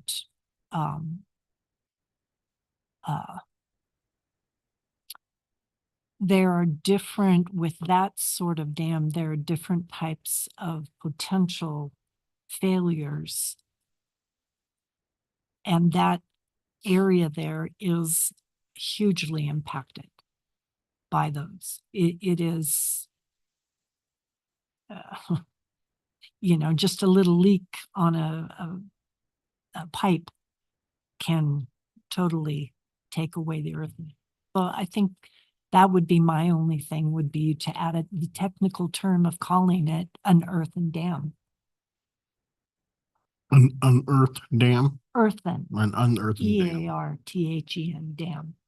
It's specifically designated. There are all kinds. You got concrete, like the Hoover Dam, but having that be the technical term, which is exactly what it is both an important educational note and also for the city. Point, but I know that's Chair Barry to say something. I was Are we able- technically it's an earth-filled dam. So I could provide a little background on it. I worked for Eastern Municipal Water District while that was under construction, and I toured it multiple times, and I reviewed the environmental impact statement / environmental impact report and did peer review on it back in 1991, 92 when I worked there. It is designed, I'll put in quotes, to withstand a 10.0 earthquake. It's extremely wide at the base. They went down to bedrock. They injected the bedrock with concrete to fill any fissures. It is designed extremely well. A catastrophic failure is highly unlikely, although certainly possible. But it could leak without it being a catastrophic failure, which would mean they'd have to drain the dam in order to basically tear it apart and rebuild it. So I don't know if that's been analyzed in the general plan. I don't recall ever seeing that before. While it is unlikely, it certainly is possible. I experienced that as a young lad in the San Fernando Valley. The Van Norman Dam was heavily damaged in the 1971 Sylmar earthquake, and they had to drain that dam and reconstruct it. And I know that because my father worked on it. It's not anything that anybody would ever want to have happen. So you think it's better just to keep the verbiage the way it is? I mean, what? Certainly if wouldn't we- hurt to change the technical term. I just thought I'd throw that little tidbit out that it is an earth-filled dam as opposed to an earthen dam. It is a little different. There's clay soils that are compacted at ridiculous engineering levels. Then there's multiple tiers of different types of material, and then the exterior is covered with riprap and large boulders to prevent external erosion of the walls. That's designed really to prevent rainfall from damaging it. But in the event of movement, the weight of the water and the ability of water to get through a crack, you'd be surprised how quickly something like that could potentially fail. Now, the clay inside is designed that if it gets wet, the clay swells, and it's designed to slow down the flow enough that the water could be evacuated out of there prior to a catastrophic failure. But that requires a whole bunch of procedural things that have to happen in an exact order in a very quick amount of time without people without hesitation or reservation to make the call to evacuate that dam. If any of those things systematically fail, we've got a whole host of trouble coming at us. I think we're just safe to say to just keep the verbiage the way it is as written. Just for the likelihood of. That's fine. I do think that I myself was part of that just from my father and Eastern. And yeah, I understand the engineering of it. I think when you go on the internet or you go looking up GUSGS, the different type of dams, it's a misnomer. A lot of people drive by it and think, oh, that's a dam. What type? Just like any other flavor ice cream or something like that. So that's my 2 cents.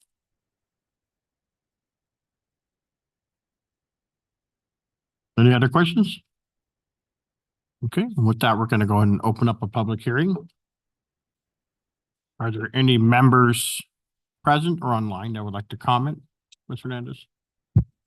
Chair Beamster, I don't show anyone online requesting to speak, and I did not receive any e-comments. Comments as well. All right, with that, we're going to go ahead and close public hearing and ask for a motion. I I do a motion to, receive the staff report and attach documentation related to the adoption of the general plan amendment GPA 22-001 and adopt the planning commission resolution recommending to the city council adoption of the general plan amendment 22-001, updating general plan chapter 6 public safety element in accordance with Senate Bill 1035. I'll second.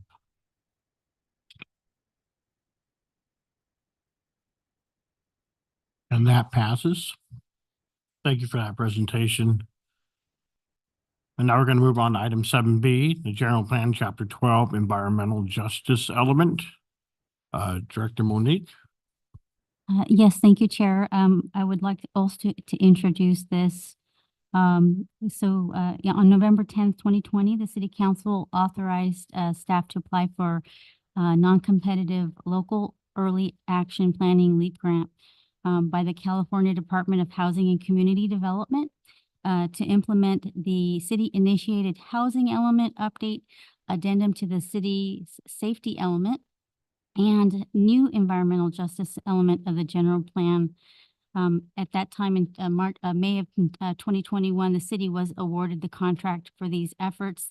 The council authorized approval of an agreement with Kimley Horn to facilitate these amendments.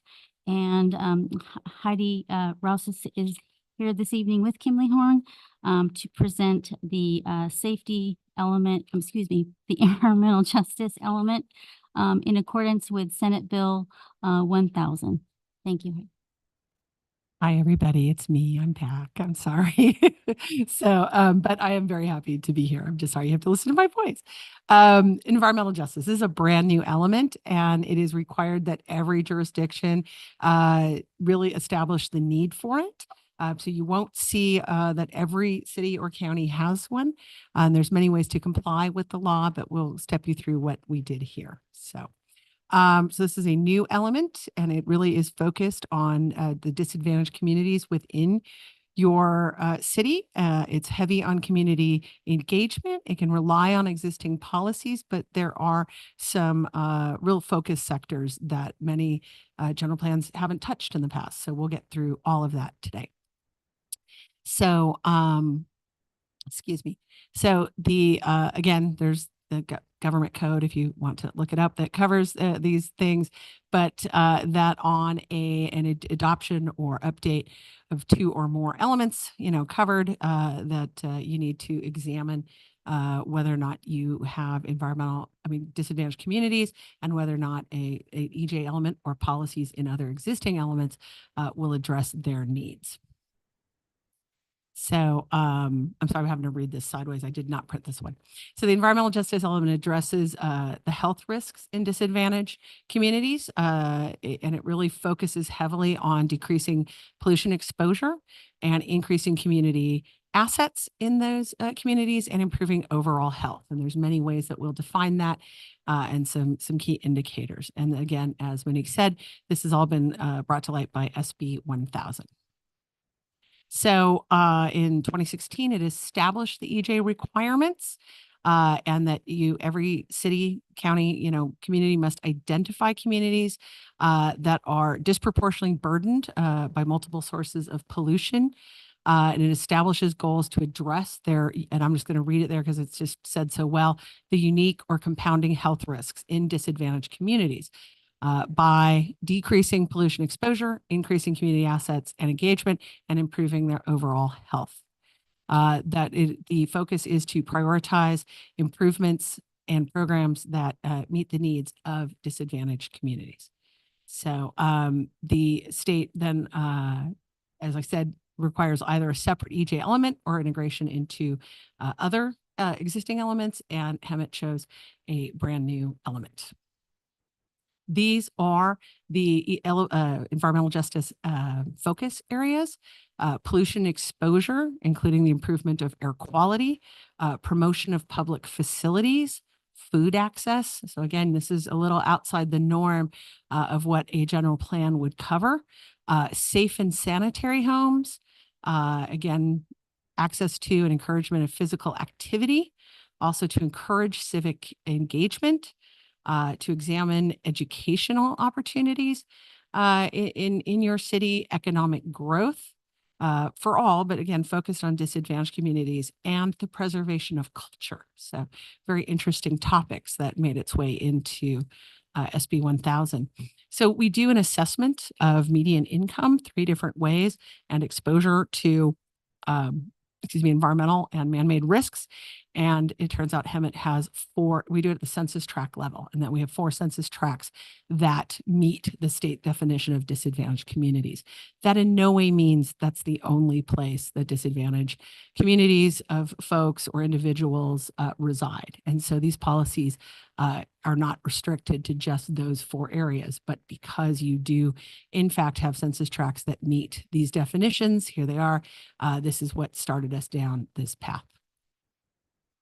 And so we've conducted public outreach meetings, including workshops that were done during COVID in 2022. We did them virtually. I was on the project for Kimley Horn with that.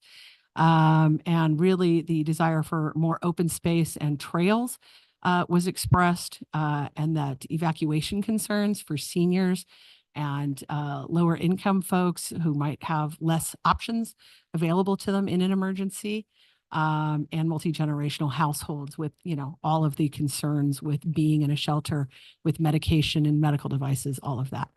And then of course this planning commission meeting, which is open for public involvement and outreach. So we also have a survey. We did stakeholder interviews, which are folks who work with disadvantaged communities, either public, private, NGOs. We kind of ran the gamut on that. We've done noticing and hearings and online resources. So we're going to step through again these 9 areas. We've also again crosswalked with other policies that we already had on in other elements of your general plan. And so to address community health, recreational opportunities, and air quality, the environmental justice element will establish these 3 new policies, which includes establishing tree surveys, supporting nutritional programs and partnerships among private, nonprofit, and education sectors citywide. Again, we're not just focusing on those 4 census tracts, and educating residents and public on safe practices for living in homes. This was about code enforcement and issues that have developed. And so again, we outreached to numerous folks within city government, and that was one that people felt really needed some attention. I'm gonna have to scooch over. I'm so sorry. Support programs for rental and homeowner assistance and property maintenance. We talked a little bit about that. That obviously crosswalks with the safety element. Promoting physical activity, cultural preservation, and civic engagement through communication. And it really is to increase participation and representation amongst disadvantaged communities. Also to encourage flexible education opportunities and access to affordable childcare and healthcare facilities. And those 3 are to address housing equity, civic engagement, and cultural preservation. That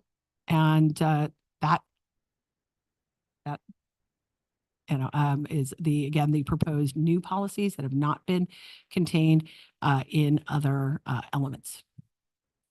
So we have a recommended action here of adopting the environmental justice element, and again, combining that into one general plan amendment, because for the aforementioned, limit on general plan amendments. I'm sure you have questions. Thank you very much. Commissioners, any questions?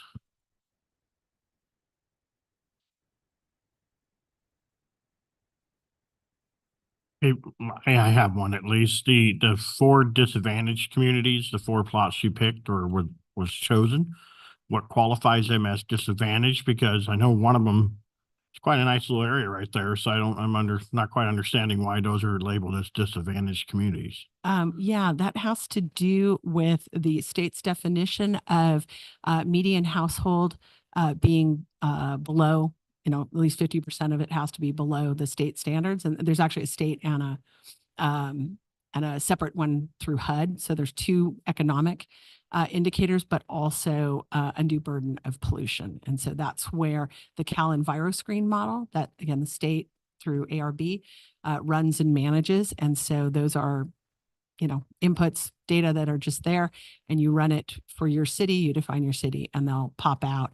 But they have to have present all three of those things. So that's why other areas that might have lower socioeconomic, but didn't have as high of environmental burden. So You're saying it's based on income as well? yes. Because again, right in that areas are an upper class, middle class area there. That's in city territory. So I don't understand how that can be based on income because it's a nicer, wealthier part of town right next to Park Hill. That's Do the you pick census that data. location? No, sir. I'm saying the census data is such. So we download that data in GIS. We don't manipulate it in any way. We just layer three things on top of each other. And when they come into focus, those were the four that hit all three of those requirements. So it's not to say that this census tract is what I'm looking for, homogeneous, right? It's saying that within there, at least 50% of the households have been deemed to be below that level. Could be a lot of retirement people there. I was just going to say that it's a lot of retirement income when you look at what Social Security is in comparison, because we were surprised by that too, to tell you the truth. You're reminding me now. Thank you very much, Commissioner Hill. When we saw that, we're like, wait, what's going on here? And it has to do with, again, reported annual income levels. So it's very data driven. And that can continue to expand to disadvantaged communities like the trucking logistics. Can that become a disadvantaged community if we have trucking in here and the pollution because it's part of the air? Absolutely. Yeah, that could affect it. And so those data and maps are, again, managed by ARB and the Housing Authority. And, again, we brought those together. And those, should be reviewed periodically because things can change. Yes. I guess we're going this direction this time. That's a little different. Go that way. Okay, so kind of tagging on to Chair Beamsdorfer's comments with respect to those 4 census tracts. I would imagine that's not across the board for the entire tract area. Do we have any specific data referring to block data, for example, that may be specific street corridors or specific neighborhoods within those census tracts might be the cause for them to be designated? So you're identifying the entire census tract boundary, even though not all of the blocks might fit that criteria. Exactly. And so I just want to stress that it's the definition of having a disadvantaged, if you even have one census tract that meets this definition of disadvantage, you're to look out for disadvantaged communities citywide. So it's sort of your on-ramp, if you will, but it's not the focus of the study. It's not that these policies would only apply to those areas. There are in every city, pockets outside of those census tracts where people would really feel the burden, high, if they have existing health conditions, high level of renting, because, typically you can't control the effectiveness of your air conditioning, right? You may have a landlord that isn't as attentive to things, so there are pockets in every city. But if you do not have a full census tract that meets these 3 definitions, then actually you don't have to do environmental justice element as part of your general plan. It's encouraged, and I can tell you that Menifee, for example, actually chose to do outreach and continue down an environmental justice focus in their general plan update, having no census tracts that met. So it's not a perfect screen. It's simply but thank you for asking. So I'm just saying it's not a perfect screen, but it's what the state has defined for the purposes of SB 1000. And so not to say that it's exclusive and not to say that it is throughout those 4 census tracts. Okay, thank you. So with respect to, you mentioned your presentation, you mentioned that you had discussions with stakeholders, and was there any kind of community outreach? And if so, who would have been the recipient of that public outreach? Yes, thank you. Just kind of an overview of, since we've been, working with Kimley Horn since 2021. We had a workshop, a virtual workshop on April 29th, in which we presented the housing element, including a brief introduction to the safety element and environmental justice element, just to, as a precursor. Also on June 29th, 2021, the city held a joint city council and planning commission workshop. It was primarily focused on housing element. However, we did, introduce the safety element and the environmental justice element. Then the focus of the May 11th, 2022 public workshop was specifically for the safety element and environmental justice element. We did reach out to our nonprofit organizations in the community, our community stakeholders within the city limits and surrounding communities. Okay, I think maybe perhaps what I was getting at was what level of outreach was made to residents that are in those defined areas in order to get them to participate in those community events? Yeah, so yeah, that's a good question. So looking back at that is we tried to provide public information through the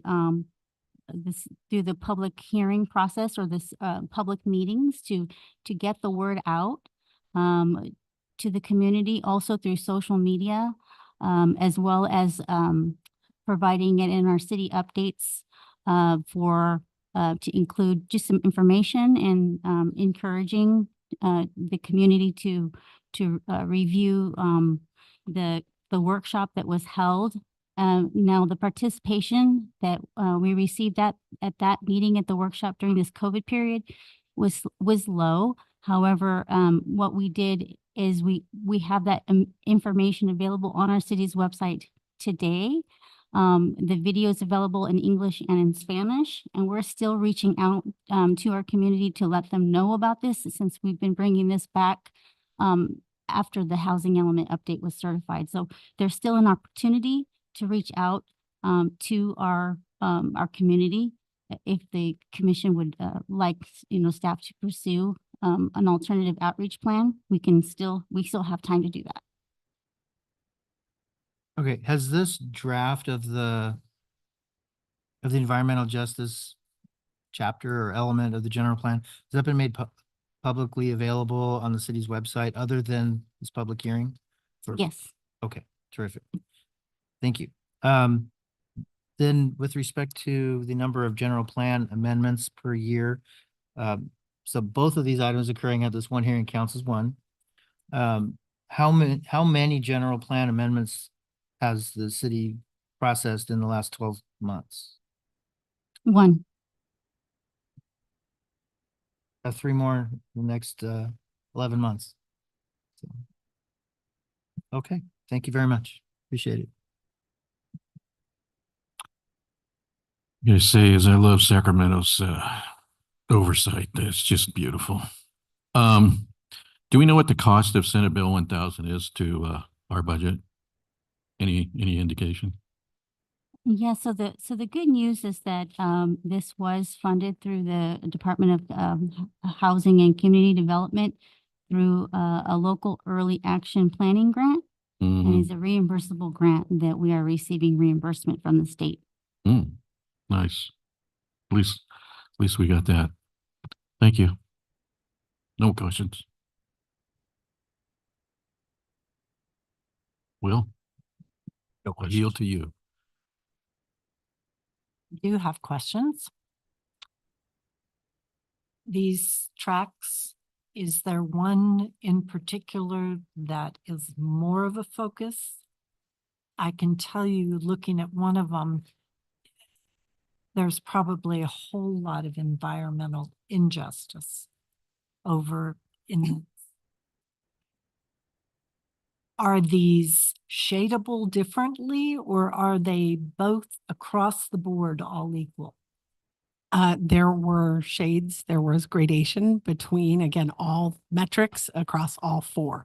So again, it was not, a monolith, right? And it isn't just a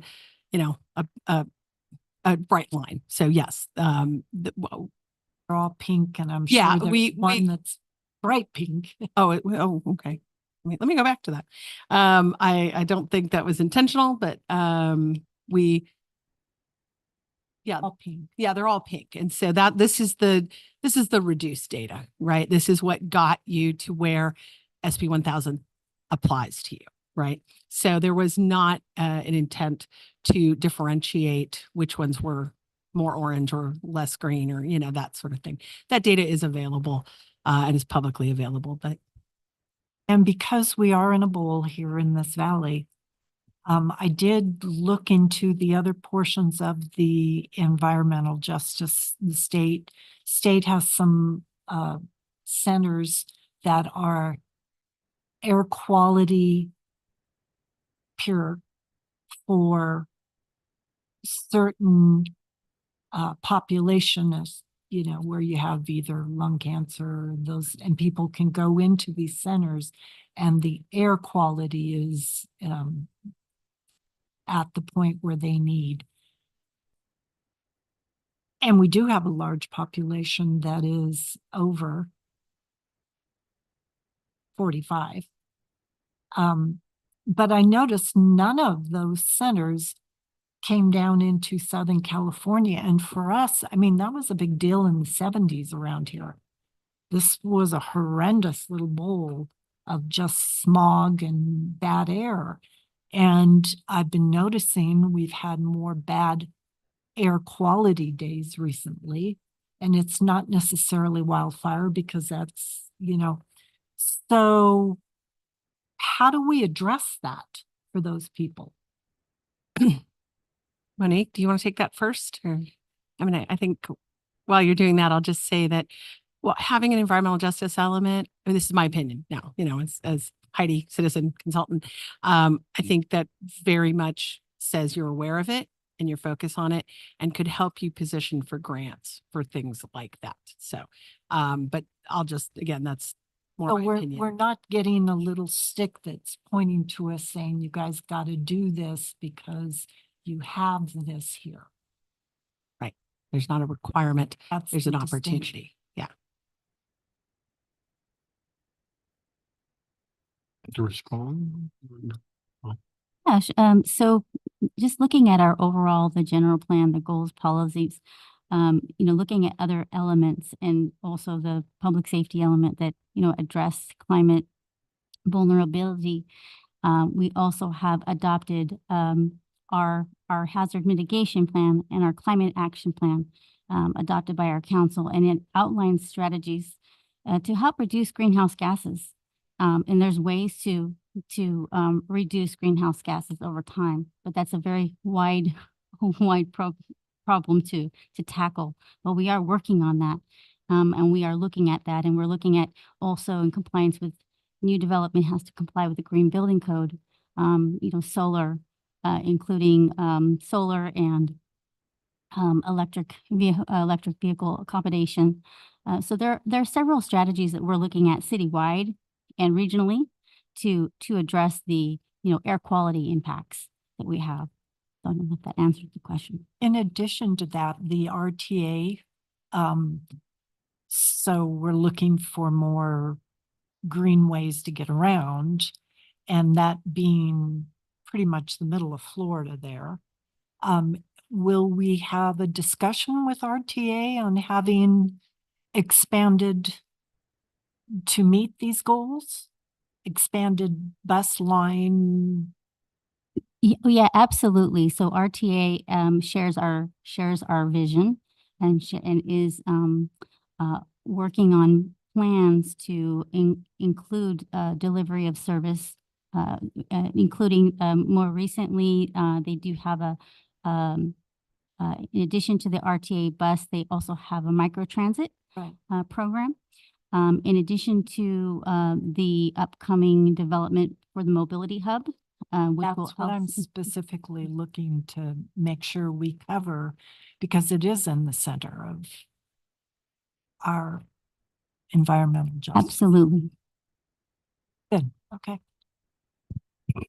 I thought I'd point out, by statute, the city is required to adopt an environmental justice element because we've adopted that, or we've amended the housing element.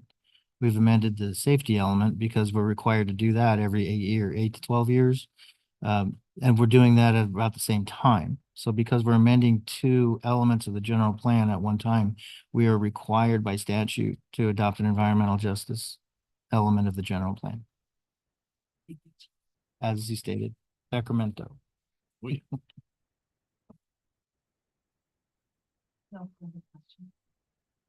Okay, and with that, thank you for your presentation, and we're going to go ahead and open this up to a public hearing. Are there any members in the public present or on e-comment that would like to comment on this? Chair Beamsterfer, I do not show anyone online requesting to speak, and I did not receive any e-comments. Thank you, Ms. Hernandez. With that, we're going to go ahead and close the public hearing and ask for a motion.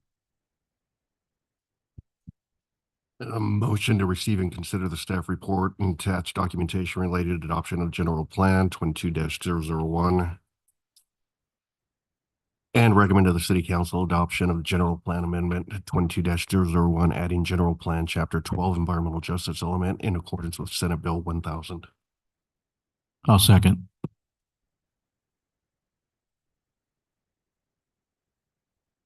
And that passes. We're moving on to item 8A, City Attorney Report. City Attorney Leila Sori.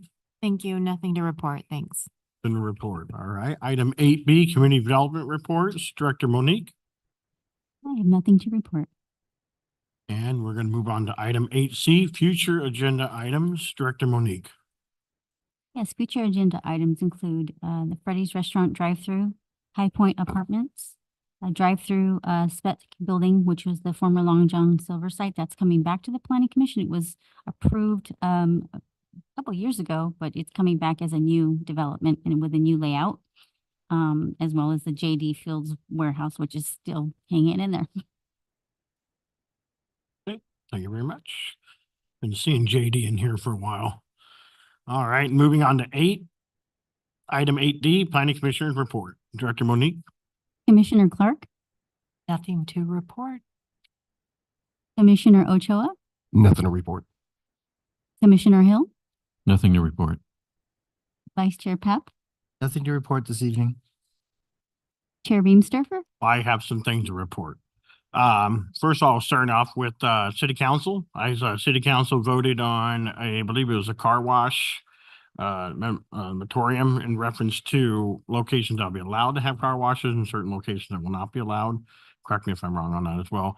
Also the just retail dispensaries, they voted on that. And it's I guess from my understanding, it's a lottery of 5 locations is what they're looking at. And they revised the footage of where they can be placed. So that's coming down the tubes. Also, for street racing, people that are observing the racing, they want to start to give them fines, give them tickets for supporting street racing around here. Also, I believe last week you guys had a business development community get together, and they talked about different grants and different programs for business owners or new business owners that are looking to open up here in town. So has a lot of information if you watch it on YouTube. And the only other thing too is I counted that we've had starting since November 27th is when this commission started as a new commission. And I know today we had something from NOAA, which was nice to receive that, but still nothing really in depth with infrastructure after 17 meetings. And so I just kind of want to, again, bring that to attention that we would still like to see, as what Commissioner Hill was saying, at next meeting, hopefully we'll be able to see some upcoming streets to be able to give input to public when they do ask, like, what's going on with Kirby? And we can say, well, I'll be able to give them an answer instead of them trying to either try and contact the city or whatever it may be. But, and also for future projects that are coming, that we would like to know roads, if we know there's some development coming down for future projects in the streets to make sure they all kind of match together. Other than that, nothing else to report with this. And if there's nothing else to report,